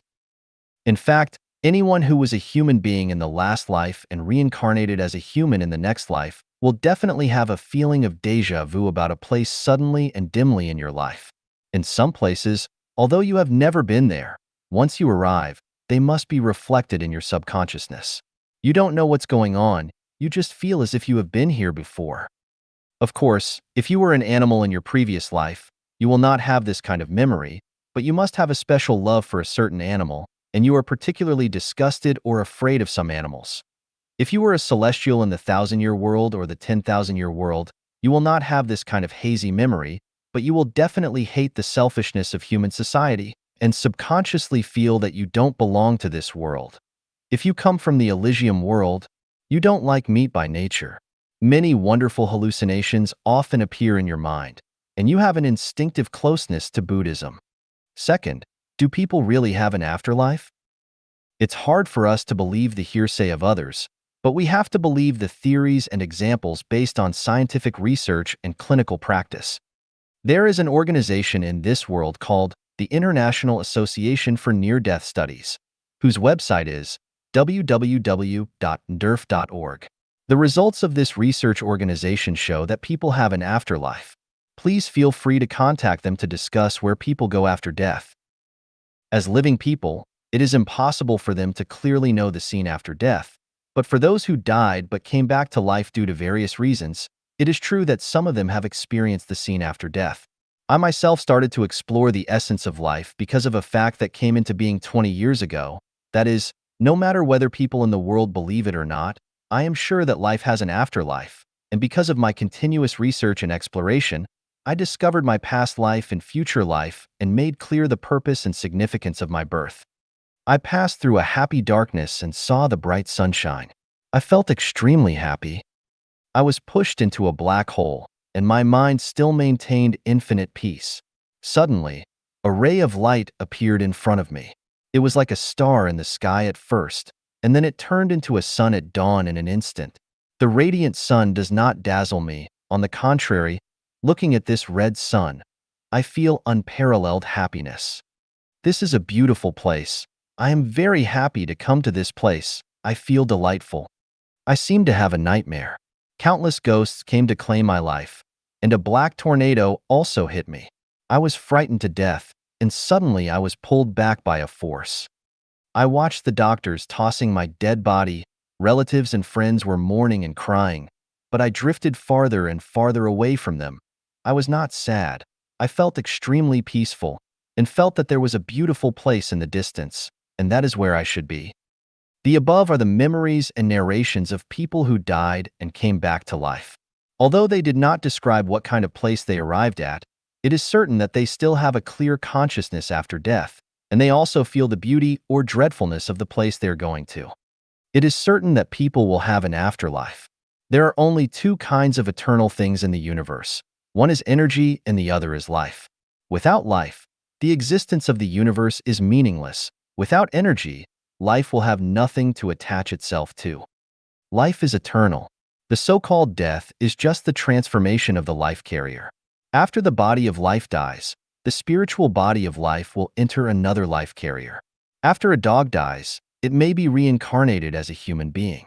Then, as a dog, it died, but it was born again as a human being. That is to say, life is the root of death, and death is the root of life. Where there is no death, there is no birth. Where there is no birth, there is no death. If the life of a dog does not die, then the life of a human cannot be born. To be born in the 1,000-year world, the life in the mortal world must die, and life cannot step into two rivers at the same time. So, what is the meaning of "in life there is death, in death there is life"? We know that the aging of the body is gradual and unconscious. If we take photos of the life mileage from birth to death every day, by taking out two adjacent photos and comparing them, you cannot see the difference between the two at all. However, if you compare the photos with the ones which were taken after a period of time, such as 1 month or a year, you can clearly see the difference between them. That is to say, life is dying every moment. In life there is death. So, is there life in death? Yes, there is life in death. We already know that life is eternal, and people have an afterlife. So what factors will determine our afterlife? Is becoming a cow, a pig, a human, an immortal, or a Buddha in the next life accidental or inevitable? We know that every result has an early cause. It is impossible for anyone to suddenly become a president. A desert will not suddenly become an oasis, and a tadpole will not suddenly become a frog. The change is gradual, but the result may be sudden. For a person to reincarnate as a beast in the next life, he needs to continue to do evil, to squander and waste. He needs not only to spend all the savings in his life bank, but also overspend and leave a deficit. Otherwise, he will not be able to reincarnate as a beast in his next life. In the same way, if a person wants to become a Buddha, he must consciously and voluntarily reach the point of having nothing. Not only can he not own money, fame, property, beautiful women, family, status, etc., but he must also not be obsessed with a certain concept or have disputes with common people, and of course he must not kill or eat meat. If you want to go to the 1,000-year world in your next life, your humanity must be perfect. So, are there any signs that indicate what kind of reincarnation criteria a person has reached at the time of his death? Yes, that are the different structures of neurons in the central nervous system of the brain at the time of death. Different structures have different colors. If a color scanner can be invented, when a person dies, open his neurocranium and you can see the color of his brain with the scanner. If it is colorful, it can be concluded that his life has gone to the 10,000-year world. If it is purple, he has gone to the Elysium world. If it appears red or green or blue, he must have gone to the 1,000-year world. If it appears white, he will be reincarnated as a human. If it shows a faint dark color, he will enter the animal world in the next life. If it is black, he will definitely go to the netherworld, or the frozen layer, or to the inflaming layer. In short, life and death are only images. Life has neither life nor death. Just like Seth said, death is not the end of life. 物种是进化来的吗? Did life evolve from non-life? Xiefeng. Translation edited by Chinyo. Let's examine the validity of the evolutionist perspective, with Darwin as their pioneer, on the origin of species. Upon rejecting the Big Bang theory and the notion of life arising accidentally from water, and upon analyzing the theory of evolution, we realize its shaky foundation. Without the birth of life, can evolution truly exist? Where do eggs come from without chickens? And without eggs, where does the chicken come from? Like how DNA formation depends on protein formation, without initial protein presence, DNA cannot form. Which came first, protein or DNA? The core tenets of the theory of evolution are as follows. Before evolution, there must be at least one or several lives. These one or several lives have evolved into a diverse array of life forms on Earth today. Organism evolution results from heredity, variation, and natural selection. Evolution follows the logic of natural selection, survival of the fittest, the law of the jungle, selecting the superior and eliminating the inferior. When a species cannot adapt to its environment, or when the environment does not support a species' survival, it evolves into another species. Due to brutal competition and survival of the fittest, the weak are naturally eliminated, leaving behind only the strong. This implies that low-energy forms fade while high-energy forms emerge. From these aspects, we can deduce the following. Earthworms, flies, turtles, dung beetles, cobras, dogs, humans, etc., originate from the same ancestor. Due to deteriorating ecological conditions, to ensure species reproduction, some dinosaurs evolved into humans, while others became lions and wolves. Since weaker organisms are naturally eliminated, all insects are weaker than birds and will evolve into birds or more powerful animals. Similarly, herbivores, weaker than carnivores, will evolve into carnivores for species reproduction. Carnivores, weaker than humans, will undoubtedly evolve into humans for survival. The final outcome of survival of the fittest is that all insects and animals will eventually evolve into humans.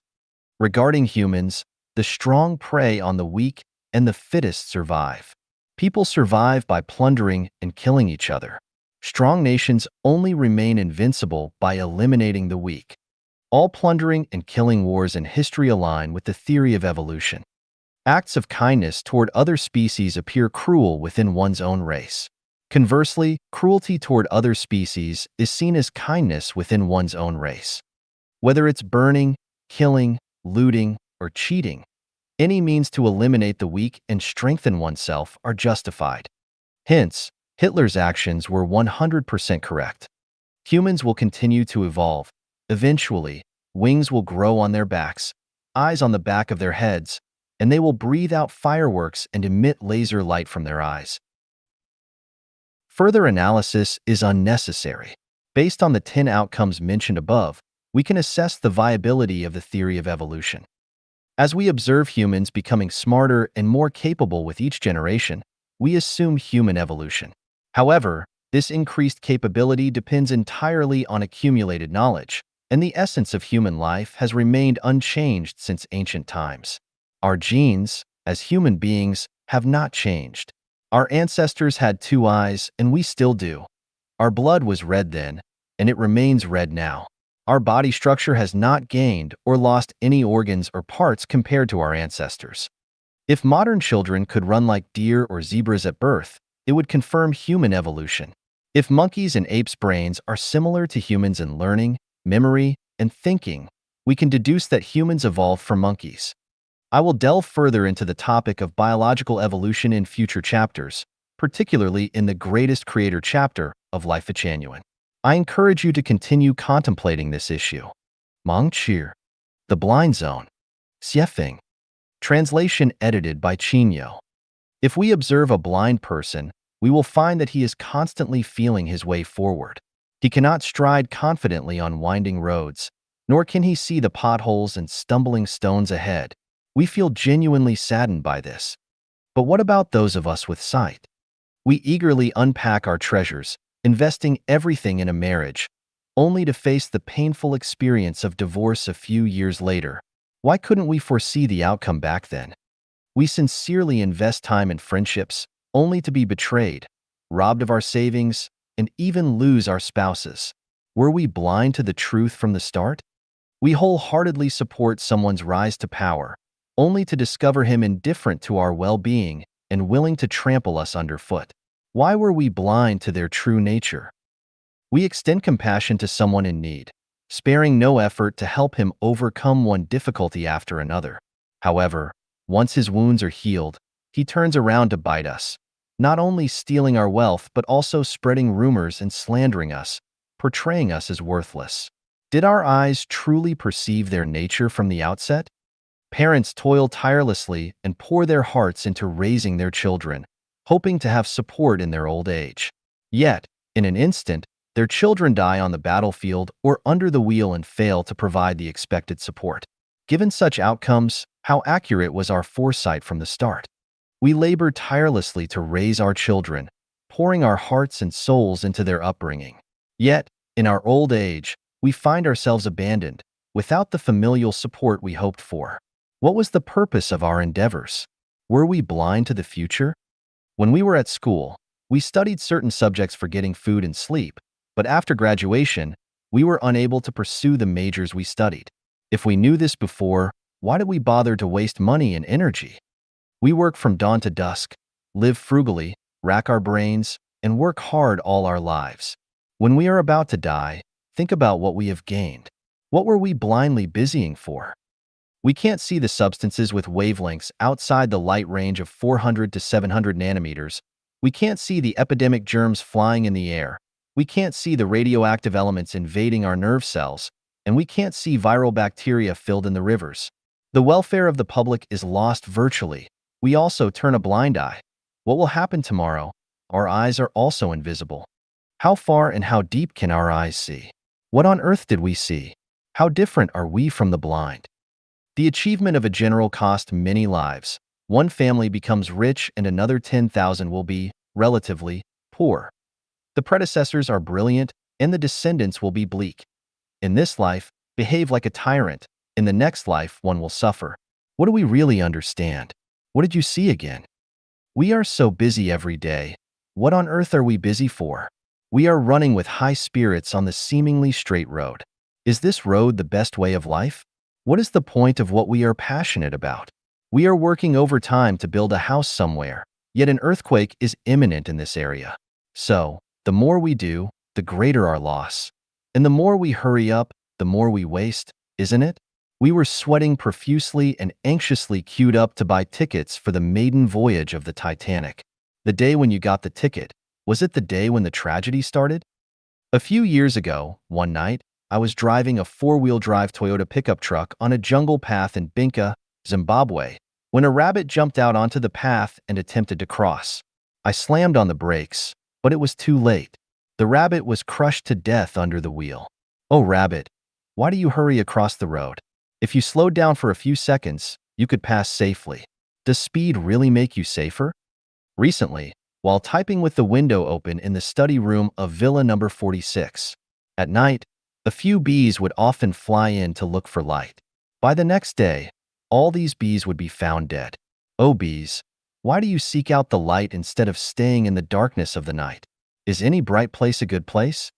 How many tragedies in the world happen in haste? How many joys of life are ruined in the pursuit of brightness? People, where are we going in such a hurry? There was a farmer who heard that there was gold far away, so he sold his property and went to a distant place to pan for gold. A few years later, he returned to his hometown empty-handed. Upon returning to his hometown, the first news he heard filled him with regret. The news is that the man who bought his property dug up a lot of gold on the land he sold. Everyone finds themselves in a blind zone, and it appears that we are navigating blindly. It appears that there are few individuals, both in ancient and modern times, from China and abroad, who can clearly guide us toward a path to happiness. The scriptures of major religions are profoundly deep, and we have yet to grasp their true meanings. How much farther must we tread within this blind zone? 野生动物为什么不培养自己的医生? Why do wild animals not cultivate their own doctors? Xiefeng. Translation edited by Chinyo. Humans meticulously care for themselves, always fretting over and preparing for unforeseen future events, being precautious and preventative. Contemplating the future and taking precautions isn't inherently wrong, but the question remains: are we devoting too much time, energy, and resources to the future? By excessively fixating on the future, are we neglecting our present?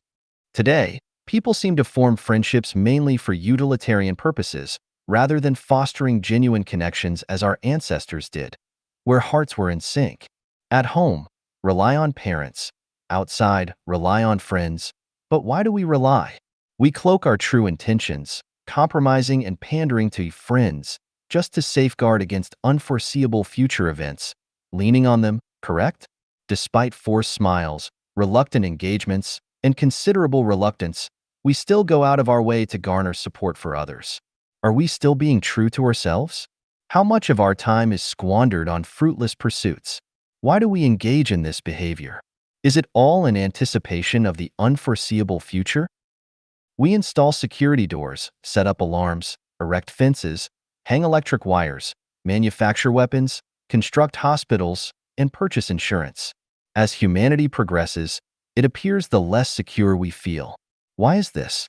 Will there come a day when everyone must wear bulletproof vests and dwell in heavily fortified underground bunkers? Is this truly the path of human advancement? Birds and wild animals do not have doctors or hospitals. Does that mean they cannot survive? The day before yesterday, I visited the Marandra Wildlife Sanctuary for observation. A large elephant mingled among a group of water buffaloes. According to the park staff, this elephant has been alive for nearly 30 years. It struck me. This elephant has lived for 30 years without ever seeing a doctor or receiving treatment from a hospital. How did it weather the storms and extreme weather conditions over these 30 years? Among humans, who among the 30-year-olds has never visited a hospital or seen a doctor? Can one not survive without doctors and hospitals? I'm not suggesting that having doctors and hospitals is detrimental. The extension of human lifespan partly hinges on the advancement of medical services. The question remains: why don't birds and wild animals have their own doctors and hospitals? Are they not living freely and happily? In the courtyard of the villa where I reside, the vegetation flourishes. Every day around 4:30 in the morning, birds chirp in unison, and around 5 o'clock, when I open the window, I can observe a dozen or more species of birds merrily chirping and catching insects. They appear so carefree and liberated, utterly unconcerned about world affairs, currency fluctuations, the Iraq crisis, or the Asian financial turmoil. I wonder, should humans take a cue from birds? If we eschew reliance on anything and nothing can be depended upon, if we refrain from worrying excessively about the future, will we live more freely? Let what comes, come, and let what goes, go. Wouldn't life be simpler? 思维误区 Misconceptions in thinking. Xiefeng. Translation edited by Chinyo. Failure is the mother of success. Is it really so?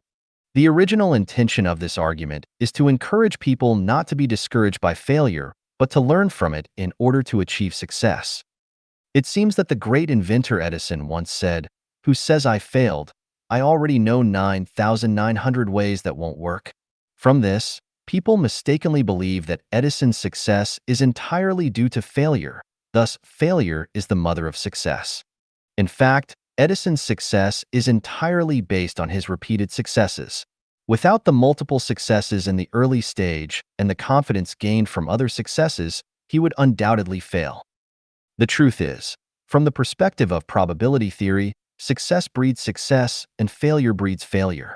Successful people will continue to succeed, while failures will continue to fail. Individual or minority examples are not sufficient to establish a theorem. True lovers eventually become a couple. Is it true? This idea seems to tell us that all married couples in the world are loving and affectionate lovers. Let's ask ourselves honestly, have you and your loved one become a married couple? The fact is, it is difficult for lovers to become married. If lovers do become married, the outcome is often the drowning of affection. Live and work in peace and contentment. Is it possible? Without a job, how can one live in peace? Would pies fall from the sky? It should be only by enjoying work can one live in peace. In today's world, many young people start their careers first and then start a family, which is correct. Safe and sound. Half right. Being safe leads to being sound, but being sound leads to being safe. Steel is refined through 100 trials. Try it. After 100 attempts, will it become steel or gas? Ever-changing. Yes, without rules to follow. Acting without rules, indeed it is ever-changing. Wisdom comes from experience. Must we experience everything to gain wisdom? Time flies, life is short. If we cannot cleverly make use of things, if we cannot learn from others' experiences and lessons and apply them to different situations to gain wisdom, and instead insist on trying everything by ourselves, isn't that foolish? The only way to catch tiger cubs is to go into the tiger's den. How many spy satellites are hovering over us, observing our every move? With interconnected computers, the world situation can be observed in an instant. In this era, do we still need to risk our lives to catch tiger cubs in their dens? Truth lies in the coffin. Don't expect to find truth just by closing the coffin. People will review history from thousands of years ago for comments. We should still follow Tao and not care about the content of the eulogy when we die. Associate with the wise and you become wise. Associate with the foolish and you become foolish. Nuns think about having a drink in the lively place, and prostitutes want to get away early and cultivate virtue. There are many corrupt officials among the emperor's followers, and there is justice among the gangsters. Who says, associate with the wise and you become wise? Associate with the foolish and you become foolish? A newborn calf is not afraid of tigers. The opposite is, a newborn tiger is most afraid of cows. The viewer sees better than those involved. The truth is, those involved see better, while the viewer is confused.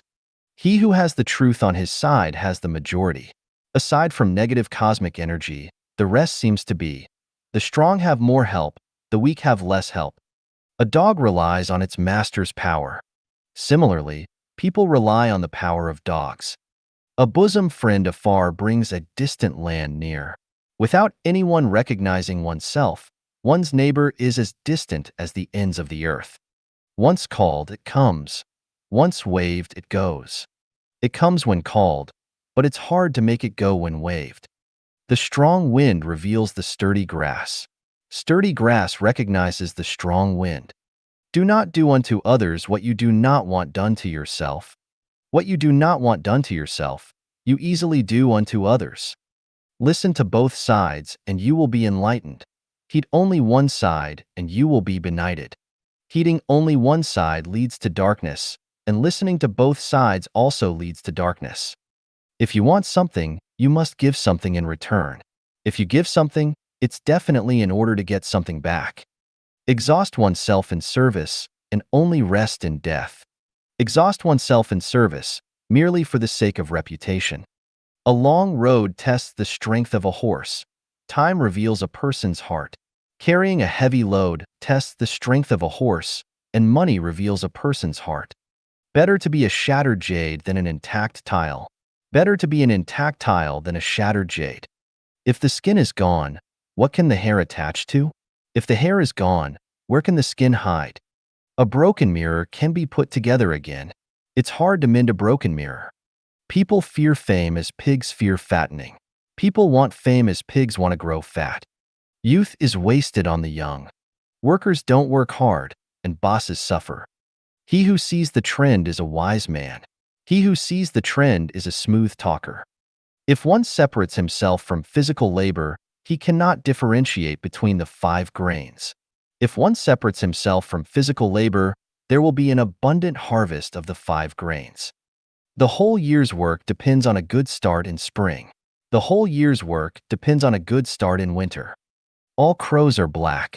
All crows are not as black. To spin a cocoon and trap oneself in it. To spin a cocoon for self-defense. Of the 36 strategies, running away is the best. Of the 36 strategies, intangibility is the best. 3 shoemakers surpass Zhuge Liang. 3 shoemakers are still shoemakers. Traveling 1,000 miles is better than 10 years of reading. 1 year of reading is better than traveling 1,000 miles. If you don't listen to the old man, suffering is in front of you. If you only listen to the old man, suffering lies ahead. 颠倒思维 Reverse thinking. 斜缝 Translation edited by Chinyo. Not having is having is not having. Up is down is up. Success is failure and failure is success. Gain is loss is gain. You are me and I am you. Humans are Buddhas, and Buddhas are humans. People are ghosts, and ghosts are people. Humans are demons, and demons are humans. Life is death, and death is life. Moving forward is moving backward, and moving backward is moving forward. Destruction is construction, and construction is destruction. Being intelligent is being foolish, and being foolish is being intelligent. Science is a form of superstition, and superstition is a form of science. Politics involves governing people, and governing people involves politics. Workers are laborers, and cadres do nothing. Disorder is order, and order is disorder. A child is an old person, and an old person is a child. The infinitely large tends towards the infinitely small, and the infinitely small tends towards the infinitely large. The darker the place, the brighter it seems, yet the brighter it appears, the darker it becomes. The slower, the faster, and the faster, the slower. The richer one is, the more distressed one becomes, and the more powerful one is, the more dangerous one becomes.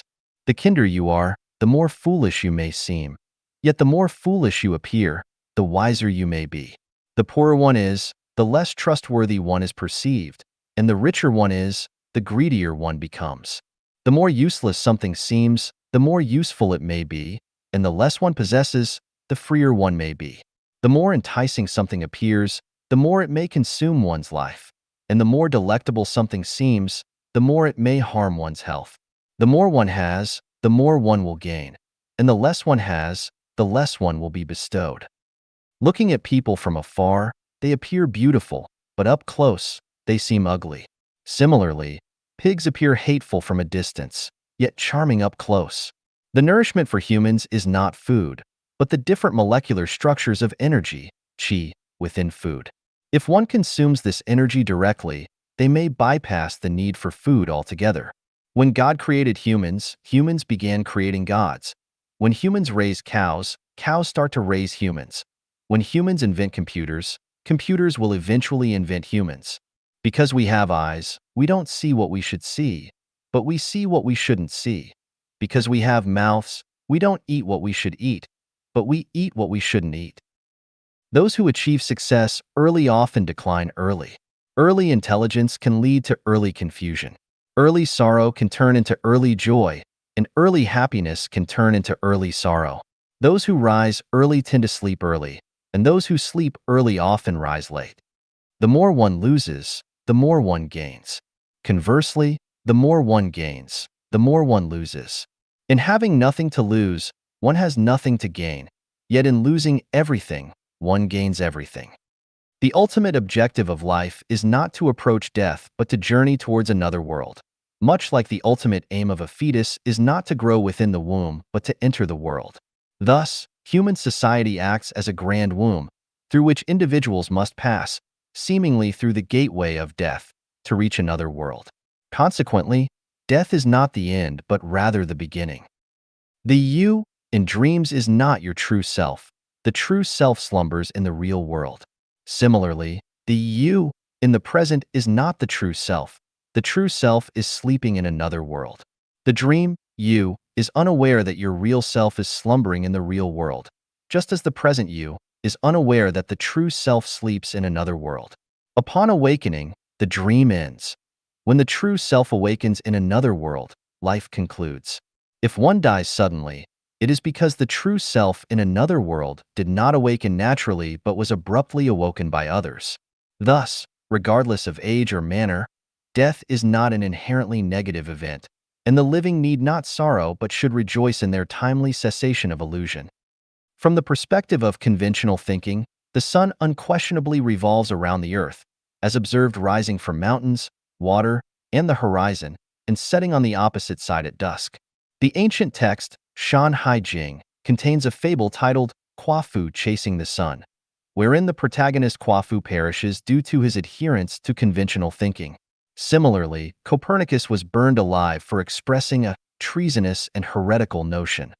The earth revolves around the sun, rather than the sun around the earth. Consequently, conventional thinking is often the folly of fools.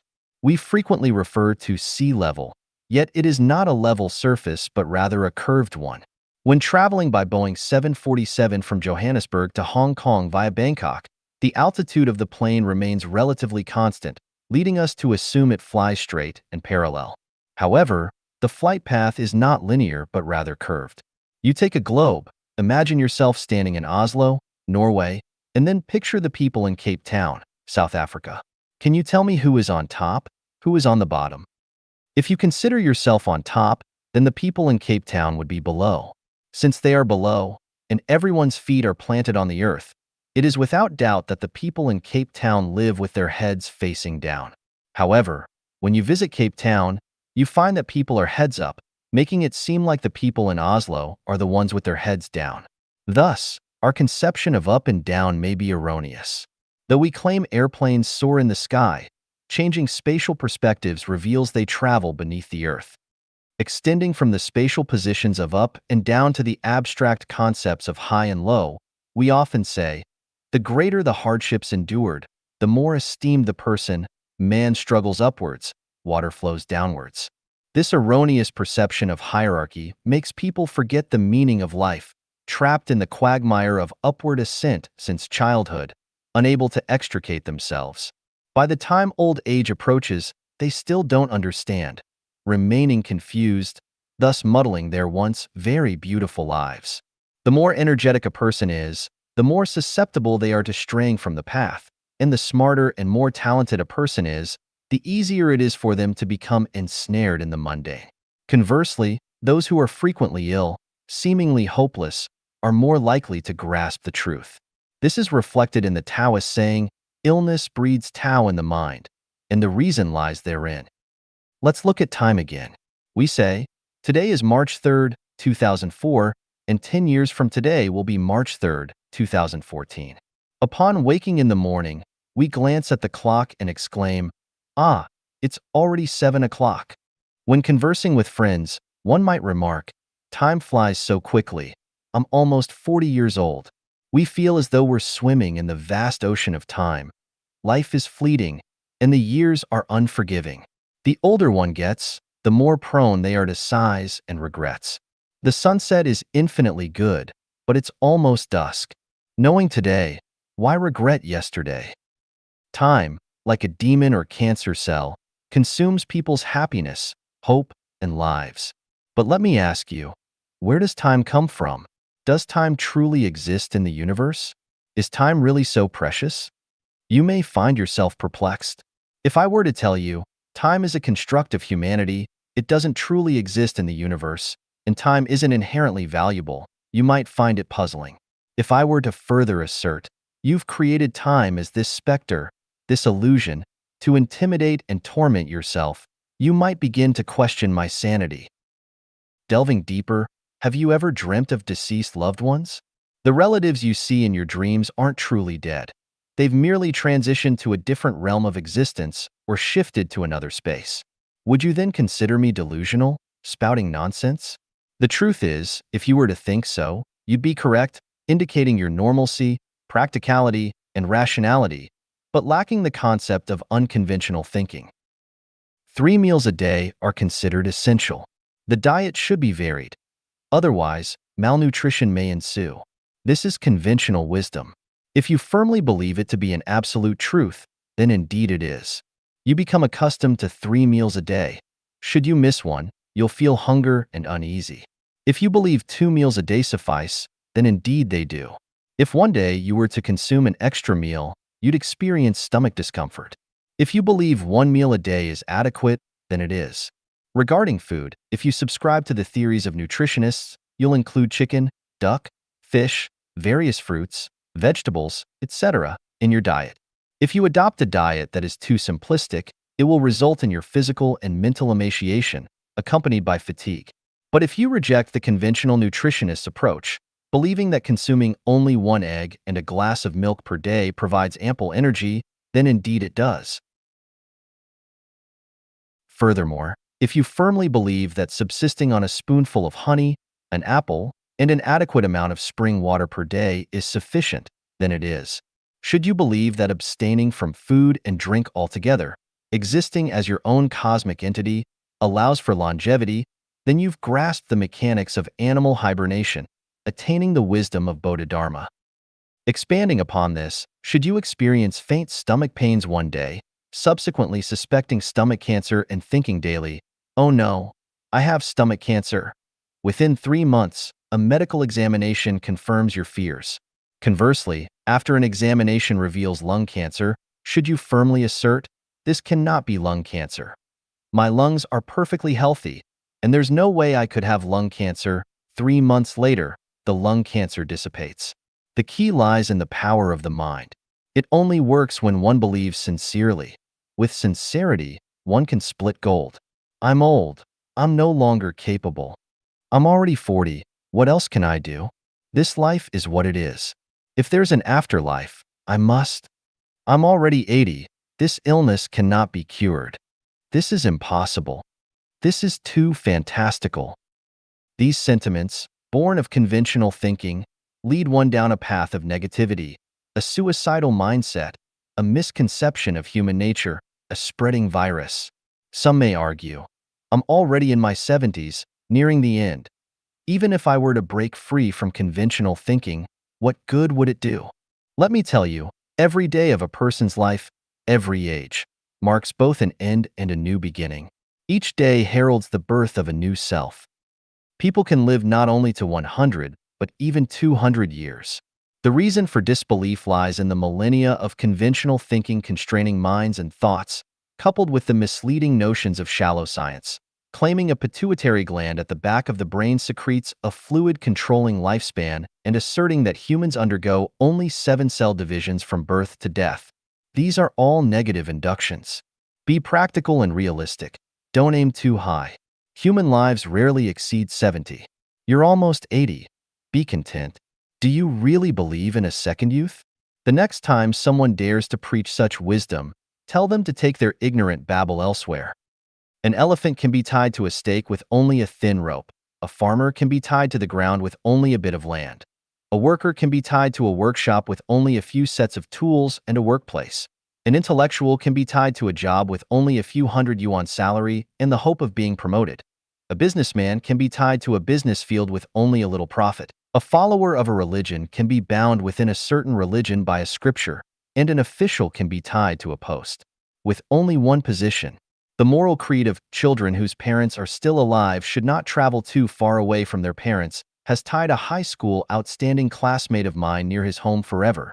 The absurd causal preaching of there are three forms of unfilial conducts, having no male heir is the gravest of the three, has made countless respectable people suffer from inner torment forever. For their parents, for relatives and friends, for children, for traditional virtues, for reputation, countless men and women who do not love each other silently endure and live together for a lifetime. Everyone is more or less tied by invisible ropes, and everyone's mind is covered by an invisible net of thinking. Everyone is carrying a heavy cross, but they can't feel it. Or they can feel it, but do not have the strength and courage to break through the fetters. Seeing that the people around them are living like this, they feel at ease, get used to it, become numb, so they bear it. Someone asked me, "It's easy for an elephant tied by a string to break free, but where will it go if it breaks free?" Yes, if you break free, where can you go? With no fodder, no jobs, no wages, no position, and even no housing in the surrounding relationships, how can one survive? There was a group of swans. Every autumn, they flew over thousands of mountains and rivers in a group, singing songs all the way, admiring the green mountains and blue waters under their wings, and going to the far south to open up new living areas. A few of them were captured and fed by humans.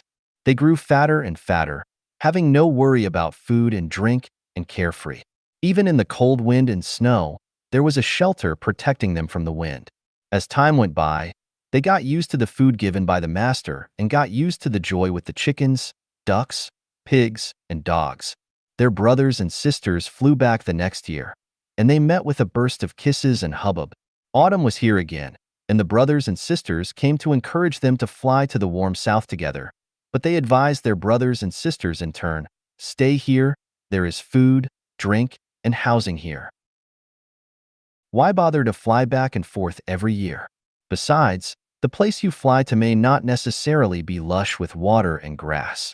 Even if the food is abundant, you have to find food yourself. How can it compare to us here having food and drink and being free and easy?" The brothers and sisters shook their heads in puzzlement, one by one. They spread their wings and flew away. In the third year, spring had come, and the flowers were in bloom. The brothers and sisters flew back again with singing. But except for two nephews and nieces, their original brothers and sisters were nowhere to be seen. They asked their dirty nephew, "Where did your uncles and aunts go?" The lame niece rushed to cry. A few uncles were killed by the master to entertain guests. Other uncles were killed by the mistress, saying that she wanted to nourish her body, and the aunts were taken away by relatives and friends of the family. Don't know whether they are still alive. When I was grabbing food with the puppy, my leg was bitten by the mother dog. What should my brother and I do now? As she spoke, she squatted on the ground in despair. All the swans came around at once, stroked and comforted with their white wings. "Children, don't cry. We will take you out of here this autumn." "Where can we go?" asked the poor nephew. Long-term habits have formed a fixed thinking. Once the thinking is fixed, it is difficult to break through. Let's look at another phenomenon. The wholly devoted state of Africans praying for blessings. Groups and groups of Africans on the African land are all dressed in white clothes, regardless of the wind or rain. They go to the big tree, or kneel on the grass to repent and pray. What kind and honest people! The wholly devoted state of Africans praying for blessings. Groups and groups of Africans on the African land are all dressed in white clothes, regardless of the wind or rain. They go to the big tree, or kneel on the grass to repent and pray. What kind and honest people! I respect these kind-hearted people and hope that all people will go to mosques, Buddhist temples, Taoist temples, churches, and kingdom halls to participate in activities and listen to teachings. I bring this up just to talk about the problem of thinking.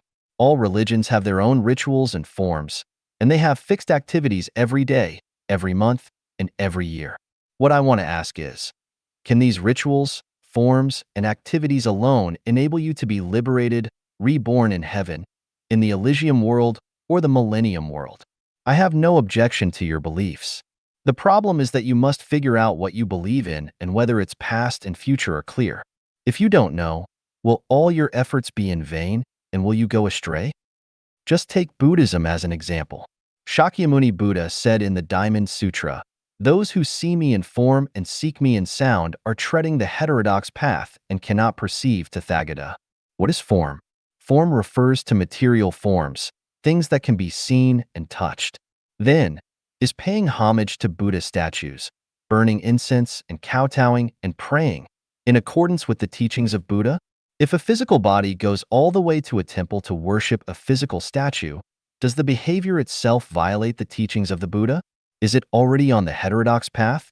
Everyone who worships the Buddha statue, I want to ask you, where is the Buddha? Is the Buddha in the temple? If you don't have Buddha in your heart, even if you travel all over the world, you can't find Buddha. If you have Buddha in your heart, there are Buddhas everywhere. If you really want to worship Buddha, you must keep in mind the teachings of Buddha. First, worship Buddha in your heart and learn from Buddha in speech and behavior. Only in this way can you understand the principles of Buddhism, perceive the nature of Buddha, and finally become a Buddha. Worship that emphasizes form but ignores content is a kind of blasphemy against gods and Buddhas. Rituals and forms are a kind of restraint, a kind of pretense just to strengthen people's beliefs, and a means and process of dissemination. Whether you attain Tao depends entirely on your own psychology and actions. If you don't have it in your heart, it is useless, and not even if you burn incense and kowtow every day. Go to temples and Taoist churches to worship statues of gods every day. If you have it in your heart, even if you have never been to a temple or church, you can become a loyal disciple of gods and Buddhas. Due to the limitation of conventional thinking, most people think that gods and Buddhas are in temples, Taoist temples, and churches, or in some places that are indefinable. They believe that as long as they participate in religious activities and hold ceremonies, they can get the blessings of gods and Buddhas, and their merits and virtues are fulfilled, and they will attain the state of spiritual immortality. It is actually very wrong. In fact, gods and Buddhas are one with humans, and gods and Buddhas are on us, and gods and Buddhas cannot be deceived. Everyone has divinity and Buddha nature and interacts with the gods and Buddhas in other dimensions. Whether we can go to the space of gods and Buddhas after death is entirely determined by the response information waves we send out from our body and the intensity of the visible light colors which we have but cannot be seen and distinguished by the naked eye. Just like a networked computer, the program has been determined, and it all depends on how you apply it.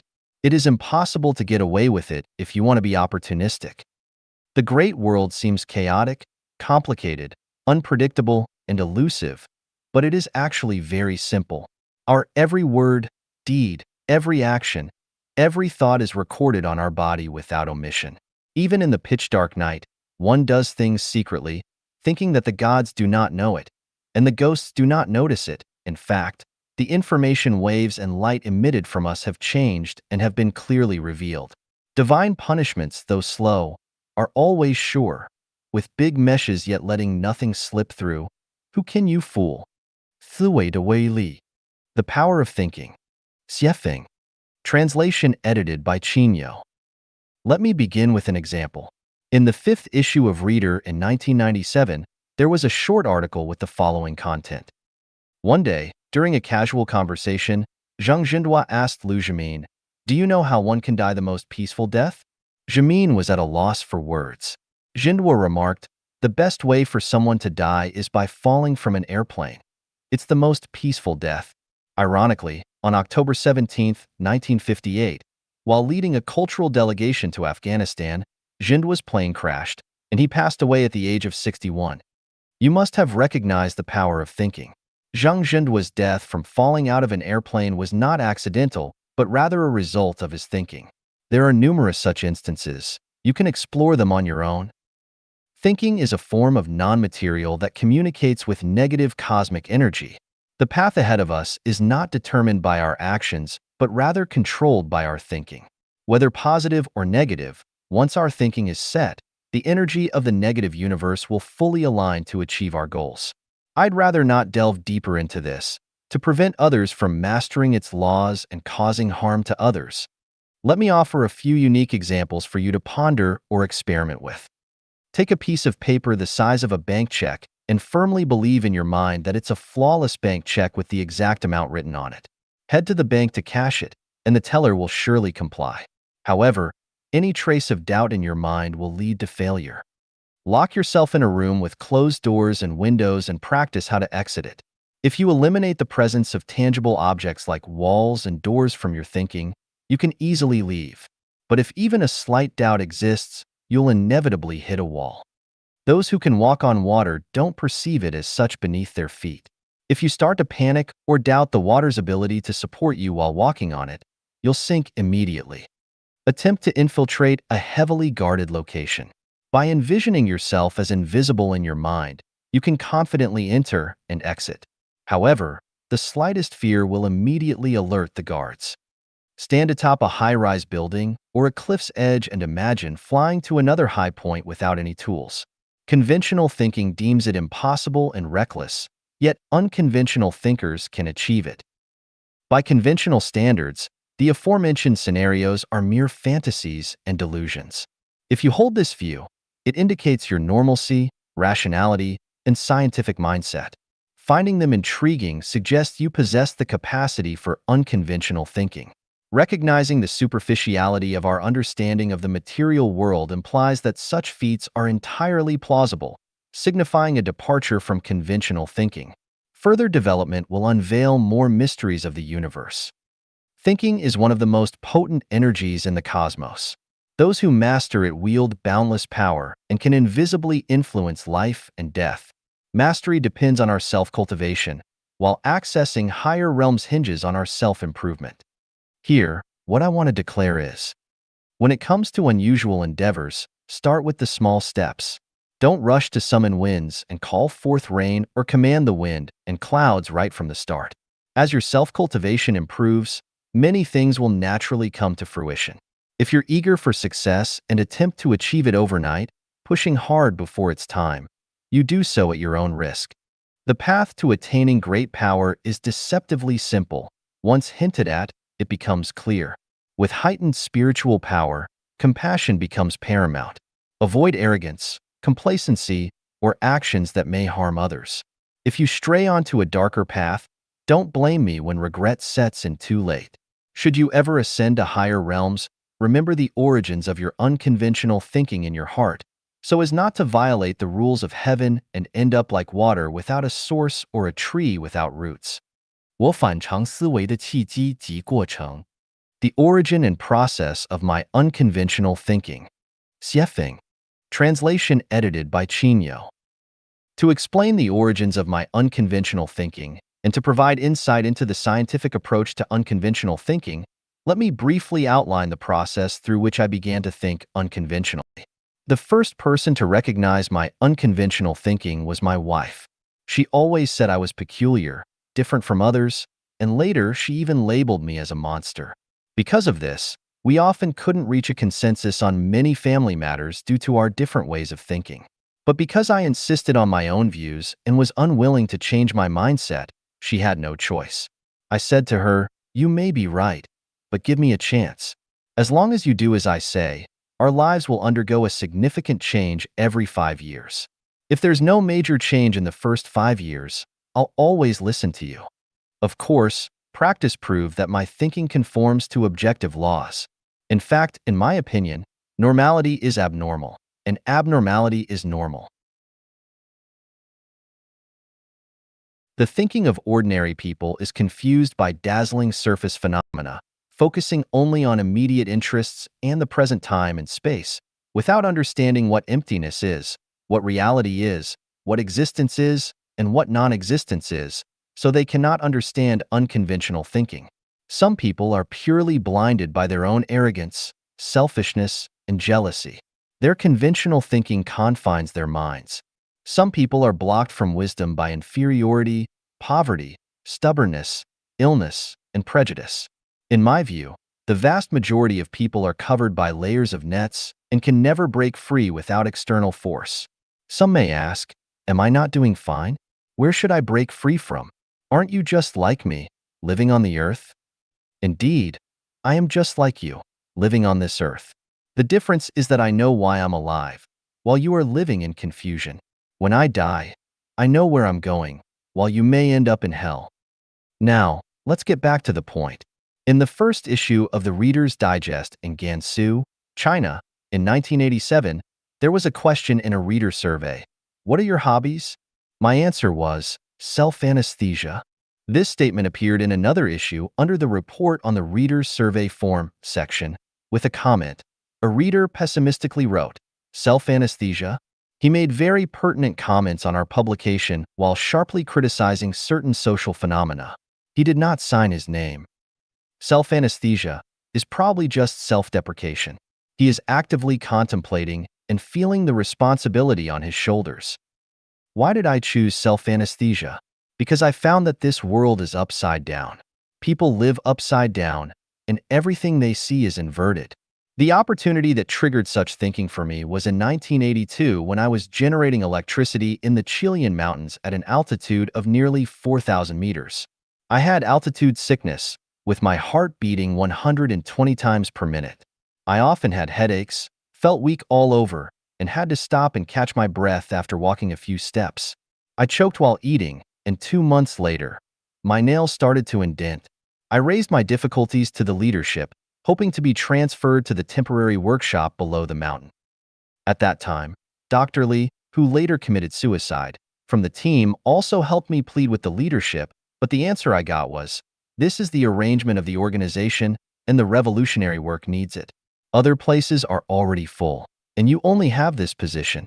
At that time, the leader who had previously worked as a laborer and later became a political instructor stabbed me, saying, you have no sense to appreciate favors.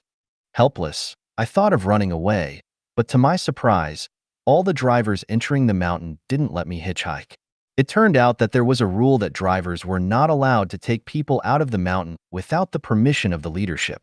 I thought about walking out, but it was not easy. Trucks from Human City, where Iron Man, Wang Jinsi had worked, would take nearly 7 hours of bumpy driving to reach our work site. Along the way, except for occasional tents of Tibetan herdsmen, there were almost no signs of human habitation. Could I walk out? I realized that I must have incurred this ordeal because I had offended the brigade leader. Understanding this, I felt relieved. My first thought at the time was, to save myself? I thought, if grass can grow on the mountain, it must have the ability to withstand the cold. So, I began to look for edible grass. Fortunately, there was a wild onion on the mountain that looked like garlic and tasted like onions. I started to eat it in large quantities, firmly believing that eating this onion would relieve my altitude sickness. Whether it was a psychological effect or the effect of wild onions, I gradually adapted physiologically.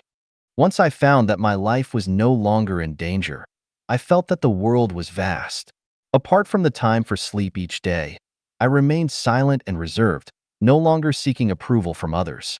I concentrated all my time on sitting on the top of the mountain, starting a few months of intense contemplation of life from the simple and practical slogan, organization arrangement, revolutionary work needs, commonly used by leaders. Although I didn't realize the true meaning of life at that time, I already knew many mysteries of life. The mystery is to look at the world and life in reverse, using reverse thinking to understand the connotations and extensions of things and phenomena.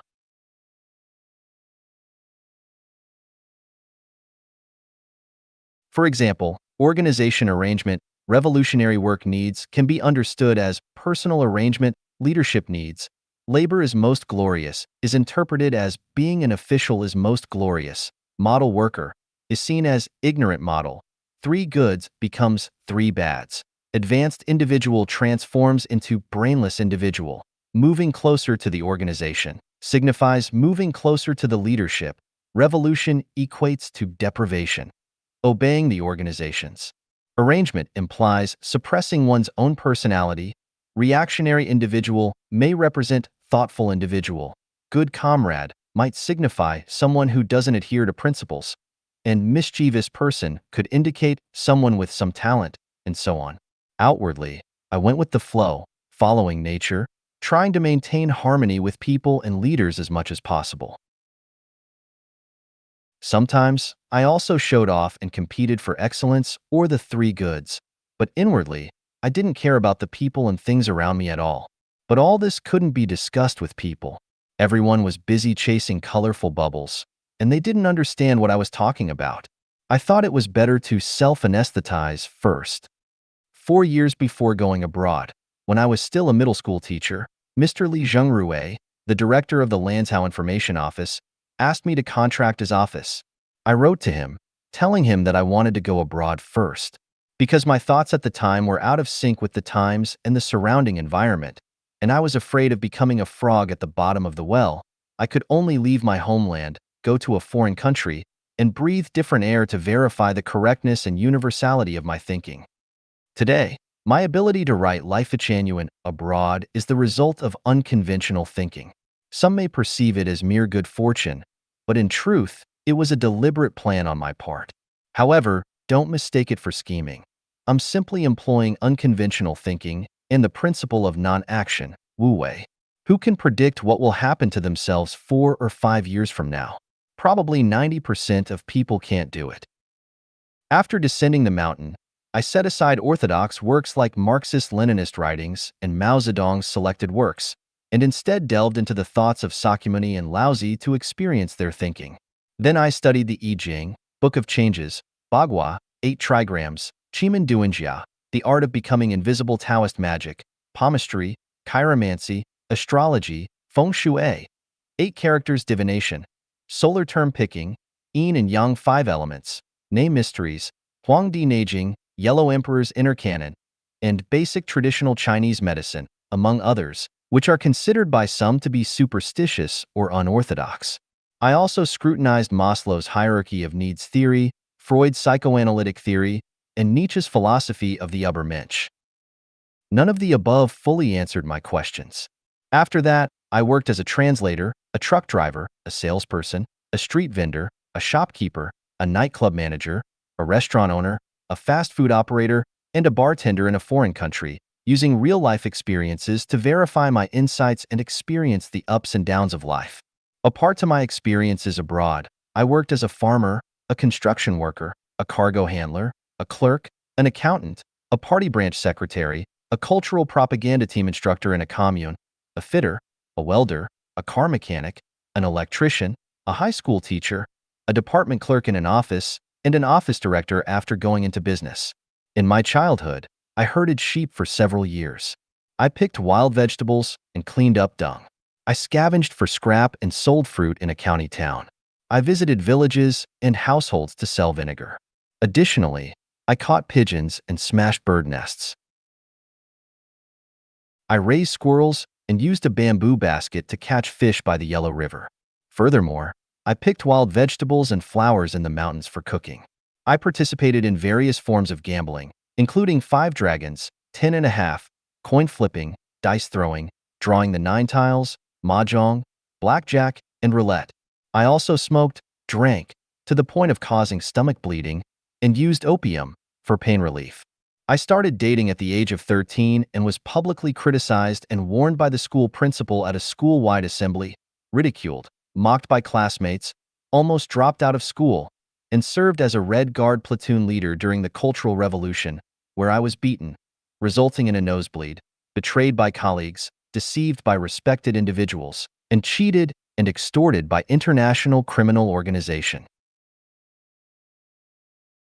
In 1960, I almost starved to death, nearly drowned while swimming in the Yellow River, almost got bitten to death by a snake on the mountains of Bandura district in Zimbabwe, and narrowly avoided rolling down a hill in Mutare district in Zimbabwe due to a car accident.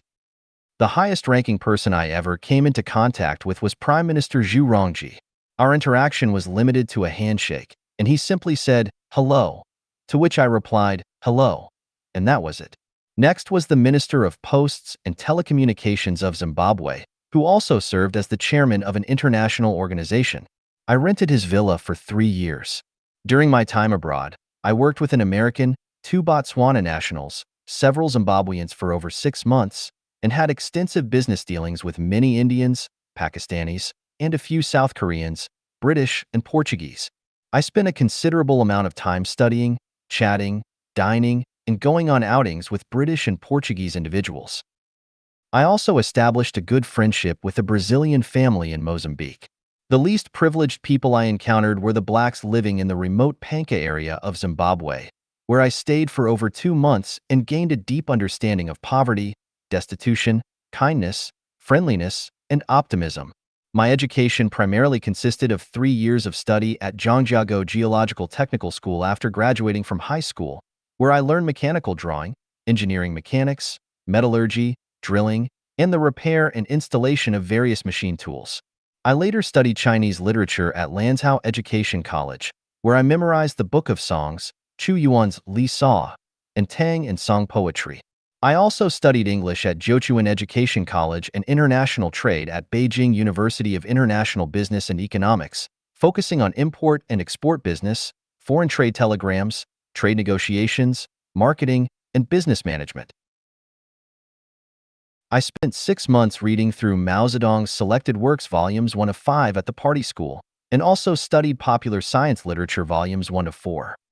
My wide-ranging and colorful experiences, extensive learning, and social engagements did not lead me to fully grasp the essence of life. It was the opportunity of delving into the study of the Bible for a span of 4 years and continuous contemplation that truly brought me enlightenment. I first tackled the question of the origin of life. I had earnestly explored Darwin's On the Origin of Species, intending to use Darwin's theory of evolution to refute the theory of God creating humanity. However, the results of my investigation, comprising tens of thousands of staggering facts, led me to completely overturn Darwin's theory. I came to a profound realization that Darwin merely scratched the surface on the question of the origin of life and fundamentally failed to grasp the essence of life. Richard Dawkins' theory regarding the origin of life from water was pure nonsense. Fortunately, Darwin and Richard were individuals with scientific acumen and self-awareness.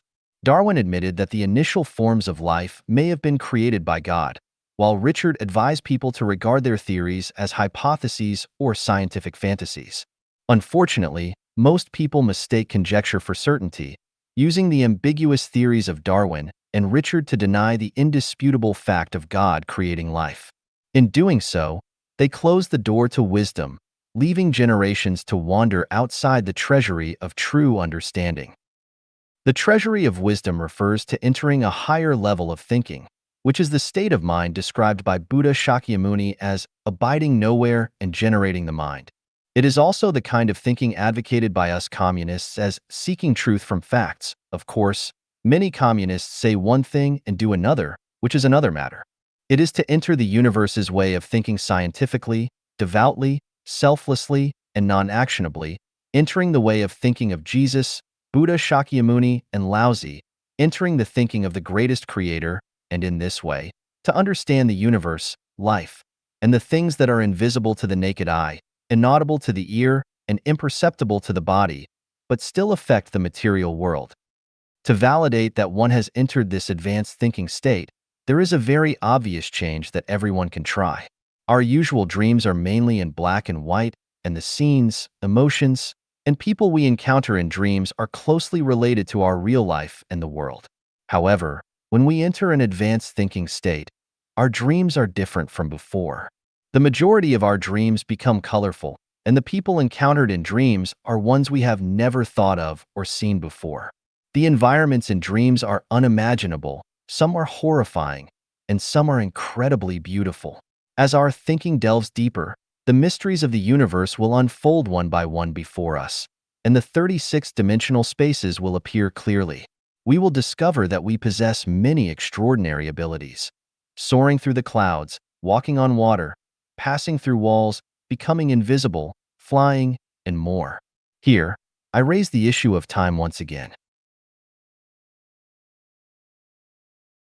We typically think that a matter of seconds is just a snap of the fingers, but within this mere instant, we can experience intricate events in our dreams and even enjoy a long passage of time. We transcend time that cannot be measured in space that is infinite. The original title of my book is Trip of Transcending Time and Space, and I hope everyone can grasp the mysteries within it.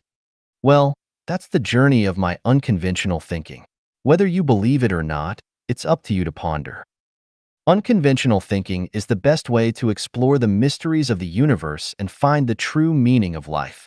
As long as we proceed step by step, we will eventually enter a vast world. At that time, we will be amazed to discover the essence of the universe and the mysteries of life. We will be excited about the beautiful celestial realm of the afterlife and will love life and humanity even more, cherishing the present life more than ever. The purpose of unconventional thinking is to explore the mysteries of the universe, the role and value of time and space. Let's now move on to the second chapter of Life Chanyuan, the Universe, Time and Space chapter, to explore its mysteries. Fan Chang Si Wei 18 Tao, 18 Items of Unconventional Thinking.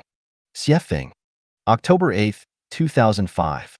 Translation edited by Chinyo. There is no absolutely closed space. Time does not exist.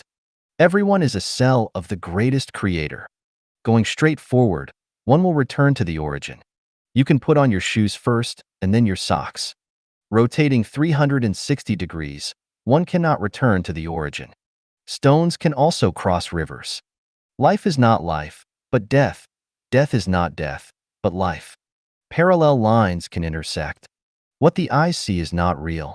Human beings cannot manage themselves well. Man has no original sin, only primitivity. Consciousness determines everything. Paradise exists in every possible way. Truth and falsehood, good and evil, beauty and ugliness, love and hatred coexist with each other. There is no absolute truth, goodness, beauty, and love, nor absolute falsehood, evil, ugliness, and hatred. What the brain can imagine is real. The more you possess, the more you lose. People can live completely in consciousness. Entering Life Genuine without new content may disappoint visitors. Today, I don't feel like writing an article, so let's just piece something together and consider it plain water to drink. 两点之间直线最长曲线最短. Between 2 points, the straight line is the longest and the curved one is the shortest.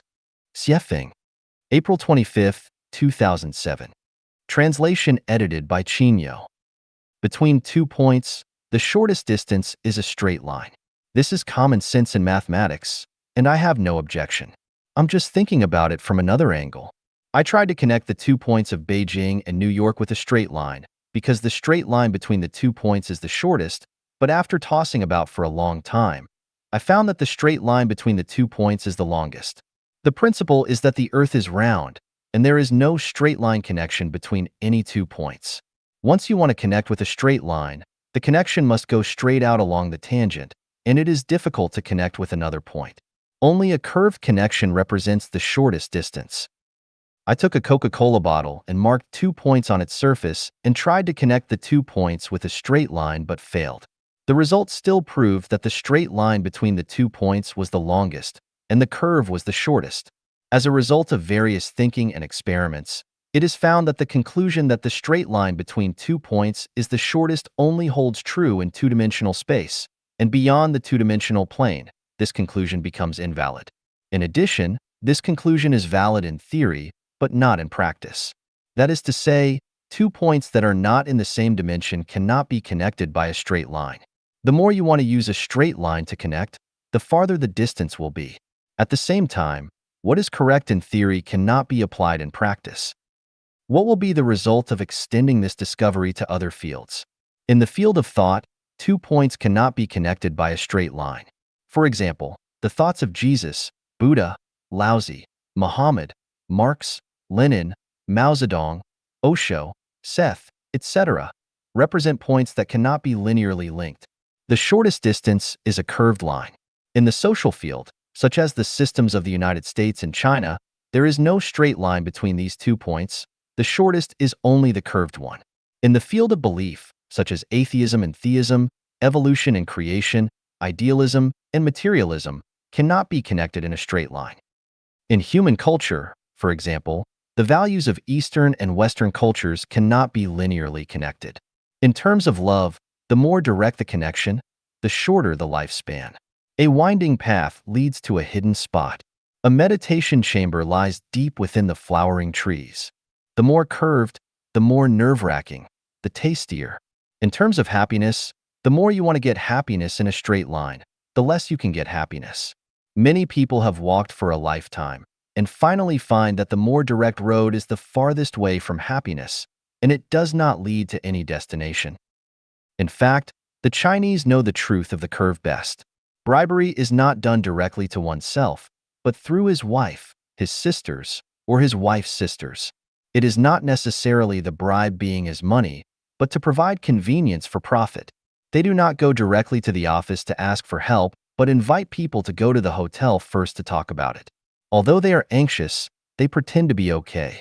Strategies such as playing hard to get, relieving the state of Zhao by besieging the state of Wei, crossing the sea under camouflage, making a feint to the east and attacking in the west, advancing secretly by an unknown path, resurrecting a dead soul by borrowing a corpse, abusing the locust tree while pointing to the mulberry, stealing the beams and pillars and replacing them with rotten timbers, using seductive women to corrupt the enemy, sowing discord among the enemy, etc. all exemplify taking indirect paths to achieve one's goals. The more curved the road of life, the better, and the more direct, the worse. What's so good about being born without experiencing anything and going straight to the grave? Falling in love today, getting married tomorrow, having a baby the day after tomorrow, and dying the day after tomorrow's tomorrow, what good is there? Eat, go to work, sleep, eat again, go to work again, sleep again. What good is there? What's so good about staying the same? A great man once said, "While the prospects are bright, the road has twists and turns." Reversing of this sentence is a truth. The road has twists and turns, but the prospects are bright. At least it makes more sense. The same is true in the field of life. If a master were to reveal the mysteries of life directly, and we were to journey to the Elysium Islands continent tomorrow, firstly, we would be unable to reach them, and secondly, we would miss out on the rich and diverse experiences of life. If you are having fun, laughing, playing, laughing and joking, feeling, undergoing, and experiencing, it looks like a curve, not direct, but the actual situation is. The straight line between 2 points is the longest, and the curve is the shortest. I like unconventional thinking and regard the normal as abnormal, and the abnormal as normal. As a result, thinking can extend to infinitely strange and broad fields, and often have the feeling of, just as the weary traveler despairs of finding a road, lo, a village appears, and the shade of willows and riotous flowers beckon. Often think from a different perspective. Often look at things upside down. This enlivens your spirit. 两点之间直线最长曲线最短. Between 2 points, the straight line is the longest and the curved one is the shortest. Xiefeng. April 25, 2007. Translation edited by Chinyo. Between 2 points, the shortest distance is a straight line. This is common sense in mathematics, and I have no objection. I'm just thinking about it from another angle. I tried to connect the 2 points of Beijing and New York with a straight line, because the straight line between the 2 points is the shortest, but after tossing about for a long time, I found that the straight line between the 2 points is the longest. The principle is that the Earth is round, and there is no straight line connection between any 2 points. Once you want to connect with a straight line, the connection must go straight out along the tangent, and it is difficult to connect with another point. Only a curved connection represents the shortest distance. I took a Coca-Cola bottle and marked 2 points on its surface and tried to connect the 2 points with a straight line but failed. The result still proved that the straight line between the 2 points was the longest, and the curve was the shortest. As a result of various thinking and experiments, it is found that the conclusion that the straight line between 2 points is the shortest only holds true in two-dimensional space, and beyond the two-dimensional plane, this conclusion becomes invalid. In addition, this conclusion is valid in theory, but not in practice. That is to say, 2 points that are not in the same dimension cannot be connected by a straight line. The more you want to use a straight line to connect, the farther the distance will be. At the same time, what is correct in theory cannot be applied in practice. What will be the result of extending this discovery to other fields? In the field of thought, 2 points cannot be connected by a straight line. For example, the thoughts of Jesus, Buddha, Laozi, Muhammad, Marx, Lenin, Mao Zedong, Osho, Seth, etc., represent points that cannot be linearly linked.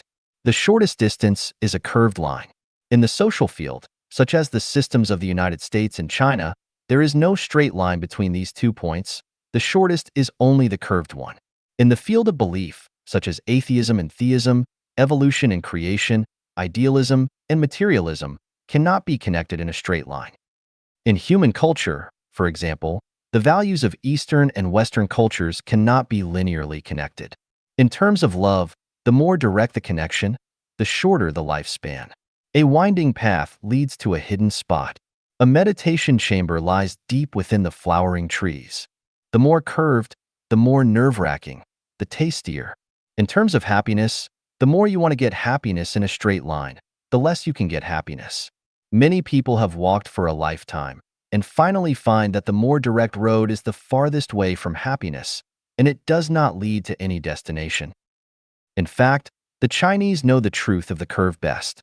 Bribery is not done directly to oneself, but through his wife, his sisters, or his wife's sisters. It is not necessarily the bribe being his money, but to provide convenience for profit. They do not go directly to the office to ask for help, but invite people to go to the hotel first to talk about it. Although they are anxious, they pretend to be okay. Strategies such as playing hard to get, relieving the state of Zhao by besieging the state of Wei, crossing the sea under camouflage, making a feint to the east and attacking in the west, advancing secretly by an unknown path, resurrecting a dead soul by borrowing a corpse, abusing the locust tree while pointing to the mulberry, stealing the beams and pillars and replacing them with rotten timbers, using seductive women to corrupt the enemy, sowing discord among the enemy, etc., all exemplify taking indirect paths to achieve one's goals. The more curved the road of life, the better, and the more direct, the worse. What's so good about being born without experiencing anything and going straight to the grave? Falling in love today, getting married tomorrow, having a baby the day after tomorrow, and dying the day after tomorrow's tomorrow, what good is there? Eat, go to work, sleep, eat again, go to work again, sleep again. What good is there? What's so good about staying the same? A great man once said, "While the prospects are bright, the road has twists and turns." Reversing of this sentence is a truth. The road has twists and turns, but the prospects are bright. At least it makes more sense. The same is true in the field of life. If a master were to reveal the mysteries of life directly, and we were to journey to the Elysium Islands continent tomorrow, firstly, we would be unable to reach them, and secondly, we would miss out on the rich and diverse experiences of life. If you are having fun, laughing, playing, laughing and joking, feeling, undergoing, and experiencing, it looks like a curve, not direct, but the actual situation is. The straight line between 2 points is the longest, and the curve is the shortest. I like unconventional thinking and regard the normal as abnormal, and the abnormal as normal. As a result, thinking can extend to infinitely strange and broad fields, and often have the feeling of, just as the weary traveler despairs of finding a road, lo, a village appears, and the shade of willows and riotous flowers beckon. Often think from a different perspective. Often look at things upside down. This enlivens your spirit. Hee. 如何先穿鞋子再穿袜子? How to put on shoes before socks. Xiefeng. February 12, 2022. Translation edited by Chinyo. Yesterday, a netizen asked me how to put on shoes before socks. Since I didn't have time to respond yesterday, I am writing this article to answer today. Putting on shoes before socks is the 5th item in my article, 18 Items of Unconventional Thinking, in the chapter on unconventional thinking. Attempting this reverse order of dressing using conventional logic might seem absurd, as it is exceedingly challenging from a traditional perspective and could be considered impossible. To tackle this unconventional concept, one must employ unconventional thinking. Once unconventional approaches are embraced, solutions become apparent. Renaming shoes and socks offers a simple workaround. call shoes socks and socks shoes. This semantic switch allows for the unconventional act of putting on shoes before socks. In the thousand-year world, where I resided, footwear was singular in form, referred to interchangeably as either shoes or socks. If one desired to wear two pairs, layering was the solution. This allowed us to distinguish the inner layer as shoes and the outer layer as socks. Isn't this a clever way to don shoes before socks? Our preconceived notions often lead us to believe that shoes are sturdy and rigid, while socks are loose and soft. However, shoes can be made pliable and socks flexible. Consider the soft shoes provided by some hotels, easily accommodating a pair of supple socks. Must shoes be indivisible? Detachable shoe designs offer an alternative.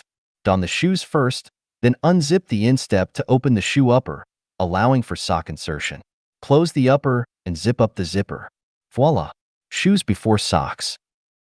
Every phenomenon should be considered within a realm of possibility, 64 possibilities to be precise. Limiting ourselves to familiar knowledge and cognitive boundaries renders many problems unsolvable. For instance, must the China-US relationship solely vacillate between cooperation and confrontation? Surely, there exist 62 other potential approaches. Similarly, must human relationships be confined to just acquaintances and strangers, relatives and foes, or rich and poor? By embracing unconventional thinking, we unlock a myriad of solutions to seemingly insurmountable challenges. Must we adhere to the notion that human society's survival mode must either be capitalism or socialism? Is communism the only future for humanity? Many seemingly unsolvable or difficult problems can only be resolved or answered through unconventional thinking.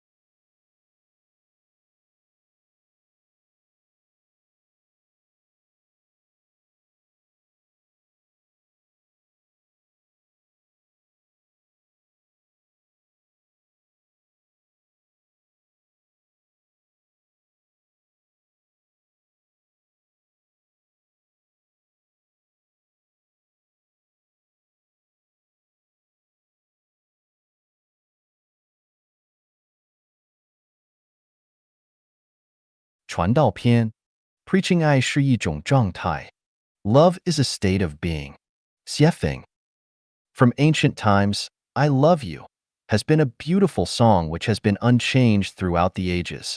People become fascinated, infatuated, and enjoyed crazy bliss when hearing, I love you. Today, I finally know that I love you is a hallucination, the unpredictable clouds, a colorful bubble, and an anesthetic. Love is a state, like the constantly shining sun, the blooming peony, the roaring river, and the bright stars twinkling in the night sky with all their luster. Love has no specific target, it is wordless, but if there are specific targets, it is not love. The sun shines down constantly on everything, but if there is a target, it is not the sun, but a searchlight, a torch, or a spotlight. Love is like the shining sun and the blooming flowers. It is a state. Neither the sun nor the flowers ever say, I love you.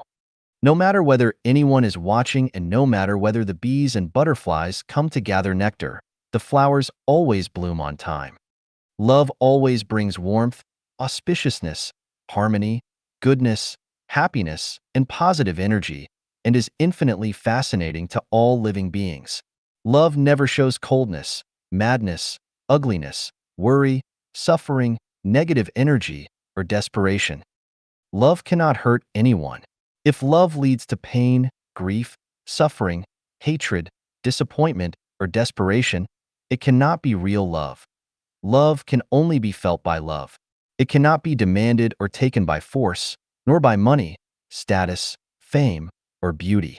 Love is totally free, it is priceless, needs nothing in return, and is unconditional, with neither responsibilities, obligations, nor other requirements. Love treats everyone the same, beggars and billionaires, commoners and royalty. Love has no morals. Love has no system of values. Love lives in truth, kindness, beauty, and right, as well as in falseness, evil, ugliness, and wrong. The differences in the levels of love between different living beings are in the contents of love's energy. The more love a living being has, the higher its level is. The less love it has, the lower its level is. This is the same as the differences of kerosene lamps, electric lamps, and the sun. They are shining different lights. The kerosene lamp can only illuminate one room in a house, and the electric lamp can illuminate a yard, but the sun can illuminate a much larger area. The light of the Buddha can spread everywhere, but the light of human beings can only spread in limited regions. This is the difference between Buddhas and people. So, we understand that those who love everything and live for the benefit of all living beings are Buddhas. Those who only love and think about themselves are devils. Those who love and live for only one person or several people are animals. And those who only love and live for a group of people are human beings. According to this, we know that those who selfishly love themselves are the offsprings of devils. Those who only love one person or thing, such as within monogamous marriage, are the lowest level of animals. Those who love their families are the lowest level of human beings, and those who love their own nations, religions, organizations, and political parties are human beings, but those who live for the benefit of all living beings regardless of their own interests are more than human beings. They are bodhisattvas, angels, and Buddhas. Human beings are not worthy of speaking the word love. Love is the patent of bodhisattvas, angels, and Buddhas. Love is profaned when one person says, I love you, to another. Love is a non-material existence. Only those who have love for themselves can feel love. You will never feel love if you do not have love within yourself. Only if you have eyes can you see the eyes of other lives. Only if you are not colorblind can you see how colorful the world is. Those people with the greatest love will become super celestial beings. The greatest love is that you, yourself, completely become love. The greatest creator is love. Only by making ourselves become love can we enter the secret garden of the greatest creator, the celestial island continent of the Elysium world. 天堂在哪里? Where is heaven? 写法 Translated by Treasure and edited by Care. Heaven, or the kingdom of heaven, is the general term for the 1,000-year world, the 10,000-year world, and the Elysium celestial islands continent. Heaven is where those lives' non-material structures are more perfect than human ones. The greatest characteristic of heaven is the amount of freedom of life. Freedom from the issues of food, clothing, shelter, transportation, disease, war, and sudden disaster. The thousand-year world is a celestial body 960 light years away from the Earth. 10 times the size of the Earth, it is currently inhabited by approximately 200 million people. As the basic lifespans of celestial beings on this planet are about 1,000 Earth years, it is called the thousand-year world. More details are available in Chapter 14 of The Thousand-Year World, the non-material world. The 10,000-year world is a beautiful celestial body located 3,480 light years from the Earth. It is 16 times bigger than the Earth and is equidistant from 16 suns which surround it. About 100 million celestial beings live there with similar basic characteristics as the land's celestial beings described in Taoism. They enjoy lifespans of about 35,000 Earth years, and it is thusly called the 10,000-year world. More details are available in Chapter 14 of The 10,000-Year World, the non-material world. The Elysium world is the general term for the paradise universe. We inhabit a small place that is called the Earth universe. The paradise universe is called this in relation to other universes. The structure of the paradise universe is a Taiji ellipsoid, which is called a low rotary galaxy. Low rotary galaxies contain 3,000 rotary river galaxies, which each contain 3,000 Milky Way-type galaxies, and each Milky Way-type system contains 3,000 solar systems. In other words, the Elysium world is composed of 3,000 macro worlds, 9 million medium worlds, and 27 billion small worlds like the Earth. The Elysium world is a non-material existence. If the world on which we live were the front side of a sheet of paper, then the Elysium world would be the reverse side, and we would never have access to it unless we could pass through it and enter the back. The place where humans live is also where the Elysium world exists, for the Earth is within the realm of the Elysium world. The Elysium world has 10 continents: the Lotus continent, the Borneo continent, the Kasayapa continent, the Ingwu continent, the Amida Buddha continent, the Celestial Islands continent, the Three Worlds, the Two-Way continent, the Moon Temple continent, the Gods continent, the Supreme Authentic Wisdom continent. The Celestial Islands continent is one of the continents of the Elysium world. These 10 continents are also called the Pure Land or the Buddha Land. Refer to the Elysium word within the non-material world. The place to which Life-Changyuan guides Changyuan celestials toward is the Elysium Celestial Islands continent. It has 80 billion islands. Apart from the 30 billion islands that have been homesteaded by celestial beings, the remaining 50 billion islands are currently uninhabited. The celestial beings in the Elysium Celestial Islands continent are called super-celestial beings, or Buddhas and Bodhisattvas. When people are asked where heaven and hell are, many of them answer that heaven and hell are in people's hearts.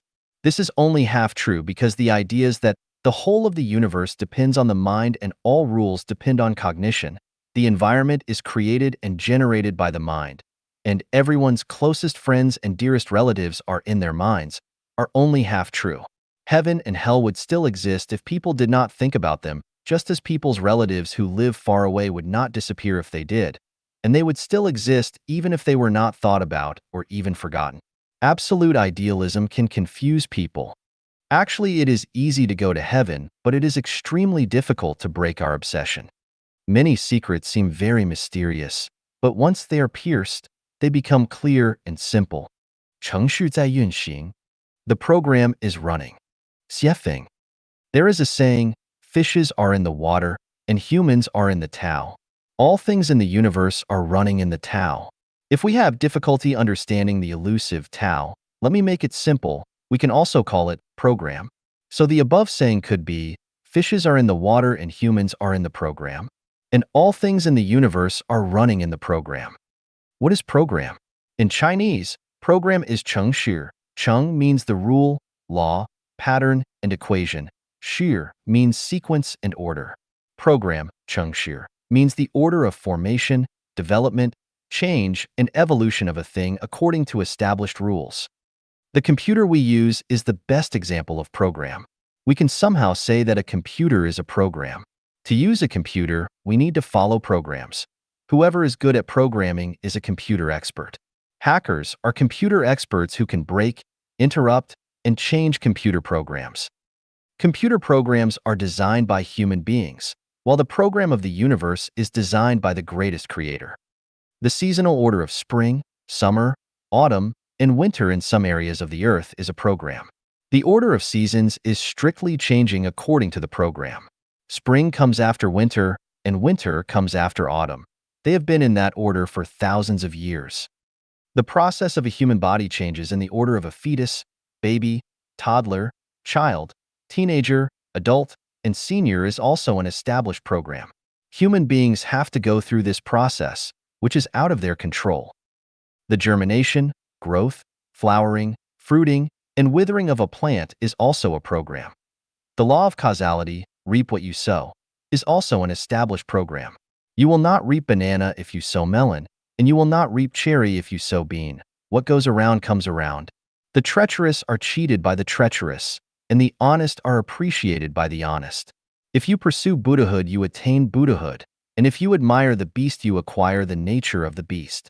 If you do not give freedom to others, you will not get freedom yourself. If you want to control others, you will be controlled. Furtiveness and deceit will make you a ghost and lead you to hell, while integrity and good merits will make you a celestial and lead you to heaven. This is also a program. When a man reaches a certain age, facial, armpit, and pubic hair start to grow. When a woman reaches a certain age, she starts to have menses. When a child is born, the mother begins to lactate. When a woman reaches menopause, she starts to have fewer and fewer menses until they stop. It is a biological program.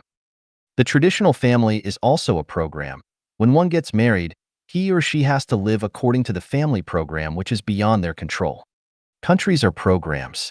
When one becomes a citizen of a country, he or she must involuntarily follow the country's program. If there is no external force, things will run around and around according to the rules of the program. Life will reincarnate according to the set program.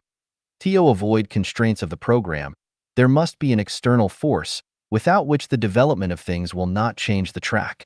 It is just like a man is not able to make his feet leave the ground by dragging his hair.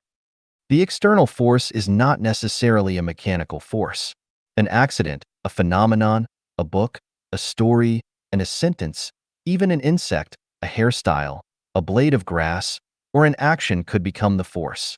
As long as it is able to change the existing program, no matter how small the changes are, it is an external force.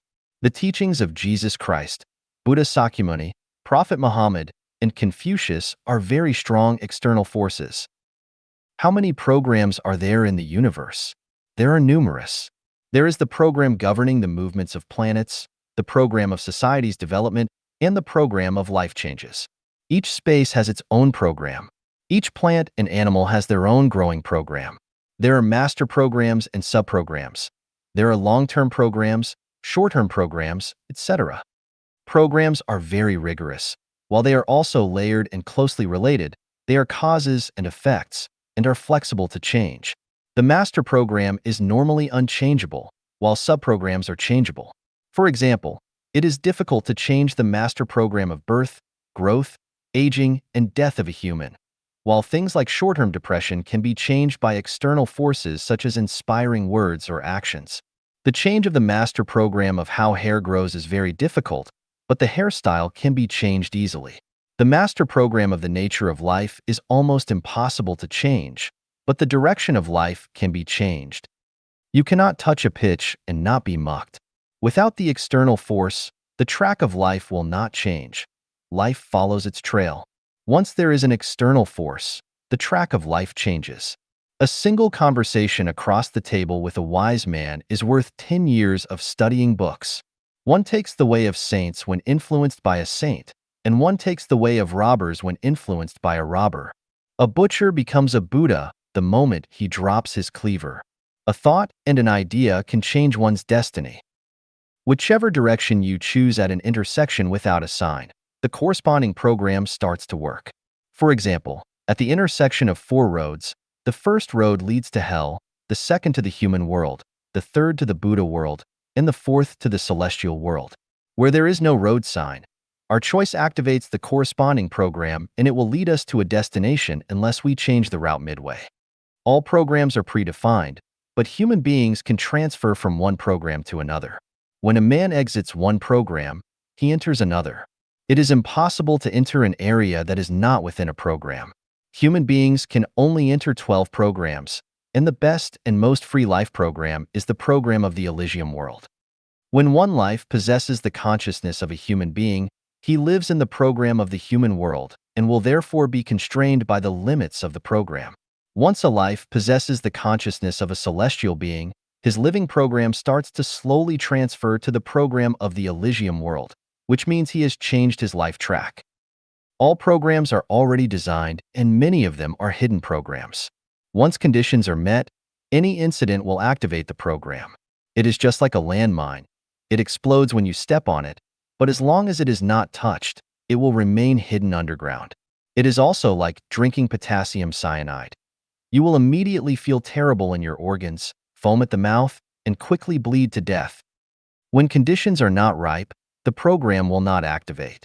When the temperature is not warm enough, mosquitoes and flies will not revive and fly. When yin and yang do not meet each other, lightning and thunder will not fill the sky.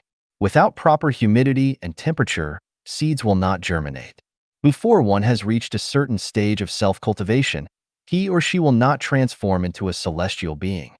One cannot enter into an oasis if he or she has not walked out from a desert. One cannot enter a new program if he or she does not leave the traditional family. One cannot enter heaven if he or she does not walk out of the human world. In short, these are predefined programs. When a program is activated, do not worry, for it will run automatically. It is just as a female egg will grow automatically once it is fertilized. We feed a child every day, so he will grow as well. In spring, if we spread seeds in the land, they will automatically germinate, flower, and fruit. It is the result as well as the power of the program. As long as we plant seeds, there will be fruits. This is how the program works. However, we must wait for the fruit to become ripe. We can get some fruits very quickly, while we need to wait more time to get others. And for some seeds, we need to wait a very long time to get their fruits. Peach fruits in 3 years and apricot in 4 years, while we need to wait 18 years to be able to enjoy the fruit of walnuts. Anxiety does no good. As a man sows, so he shall reap. We do not see the fruit, not because it is barren, but we shall see it when the time is right. By observing the current situation of humans in the society, we can know their past. By observing their current behaviors, we can forecast their future. If we do not see anything happen in 5 years, wait for another 5 years, and if still nothing happens, wait for 100 years. In a word, what goes around comes around. This is because the program is running and is not fortune-telling. We must trust programs and trust that as long as we give, we gain. We need to give first in order to gain. If we give others love, we will gain a beautiful life, future, or something else. If we cheat others or take a bribe of $100,000, we get many temporary benefits, but in the future, we might need to pay the price of a limb, face a calamity, or reincarnate to an animal to pay our debts. Therefore, any behavior that tries to take advantage of others is foolish, cheating and lying is stupid, and being opportunistic is short-sighted. Throw a long line to catch a big fish. Being diligent on self-cultivation, it is possible to achieve the life level of a celestial being. Do not care that you get a return when you are committed to something. Just make your contribution wholeheartedly and ask not for gain. As long as you give, you will gain. This is because the program is running. 穷人进不了天堂. The poor cannot enter into heaven. 写评. Translated by Treasure and edited by Care. This is a cruel reality because even Jesus Christ said, "It is easier for a camel to pass through the eye of a needle than for a rich man to enter the kingdom of God." We take it for granted that the kingdom of God belongs to the poor. However, after more than 10 years of harvesting the ripe crops, I have found that the poor cannot enter into heaven. The most distinctive feature of the poor is that they take, while that of the rich is that they give. A person who takes constantly is continuously sinning, accumulating debt, and digging deeper into debt. According to the law of the gravitation of life and the rules of the sum of positive and negative energies always equal zero, the poor will have to stay within the six great divisions in the wheel of karma without any hope of entering heaven. Heaven belongs to the rich and hell belongs to the poor. This fact sounds so miserable that I feel unkind saying it or even thinking it. It is the same as putting a knife into the hearts of the poor as their blood pours out. However, not telling the truth would mean that I, Xiefeng, am a big liar. And as those who conceal the truth would certainly go straight to hell. So who are the rich and who are the poor? Those who give wealth to others, to society, and to nature without incurring debts are rich, but those who constantly take from others, from society, and from nature while incurring debts are poor. What is wealth? What others, society, and nature need is wealth. Wealth is defined as soul wealth, spiritual wealth, and material wealth. All that can bring others' minds peace, serenity, and calmness are soul wealth. All that can encourage and cheer others on, or that can bring them passionate enthusiasm of life are spiritual wealth, and all that can offer the conveniences of food, clothing, shelter, transportation, birth, aging, illness, and death are material wealth. As long as you owe a debt and continue to take, you will be among the poor, but as long as you are not in debt and continue to give, you will be among the rich. Debt contains three aspects. Economic debt, to own others' money, including bank loans which have not been returned, to borrow others' things without returning them or to damage them without compensating their owners, to demolish others' houses without compensating their owners, to receive others' services or treats but not return or repay them, and so on are what we call economic debt. Emotional debt, care from grandparents, love and care received from childhood by our parents, concern and care from siblings, help from friends, relatives, and neighbors, guidance from superiors, and the cooperation of workmates, education and guidance from masters and teachers, care and consideration from lovers and spouses, special filial piety from children, and similar ties are all forms of emotional debt. Spiritual debt, the greatest Creator's grace, such as the enjoyment of the sun, the air, and the water, the pleasure to experience the splendid kaleidoscopic world, the spiritual teachings and the guidance of God, Buddha, celestial beings, and many saints and sages are all spiritual debts. Referring to the three types of debt above, you will easily know whether you are rich or poor. Isa billionaire rich. This is hard to say. Is a farmer in a distant village poor?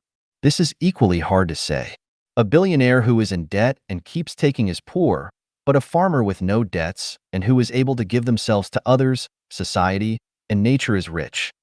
There are many ways to devote oneself to others, society, and nature.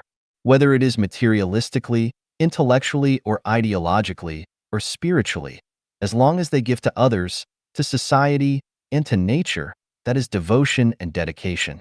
To give a sweet smile is devotion, as are making others happy and joyous, and bringing people hope and pleasure is devotion to society, and protecting nature from damage is devotion to nature. But the most valuable and significant of all types of giving is what Buddha Sakyamuni called formless almsgiving. In conclusion, those who have given more than they have taken will enter heaven. Those who have taken more than their share of blessings will go to hell. Those who have given equally to what they have taken will continue their reincarnations into the mortal world. Who can give and pay dedications and devotions effectively? Only the rich, so heaven is theirs. The poor have nothing to give or pay back for their poverty, so they cannot go to the heaven, but only fall toward reincarnating into the animal level. All the poor must awake and watch. 内在结构决定一切. Internal structure is what matters. Xiefeng. The nature and function of things are determined by their internal structures. Sugar is sweet while tea is bitter, and this is decided by their structure, not by people. The price of a 1 carat, 0.2 g, diamond is 14,000 RMB yuan, but the price of an ounce of gold is only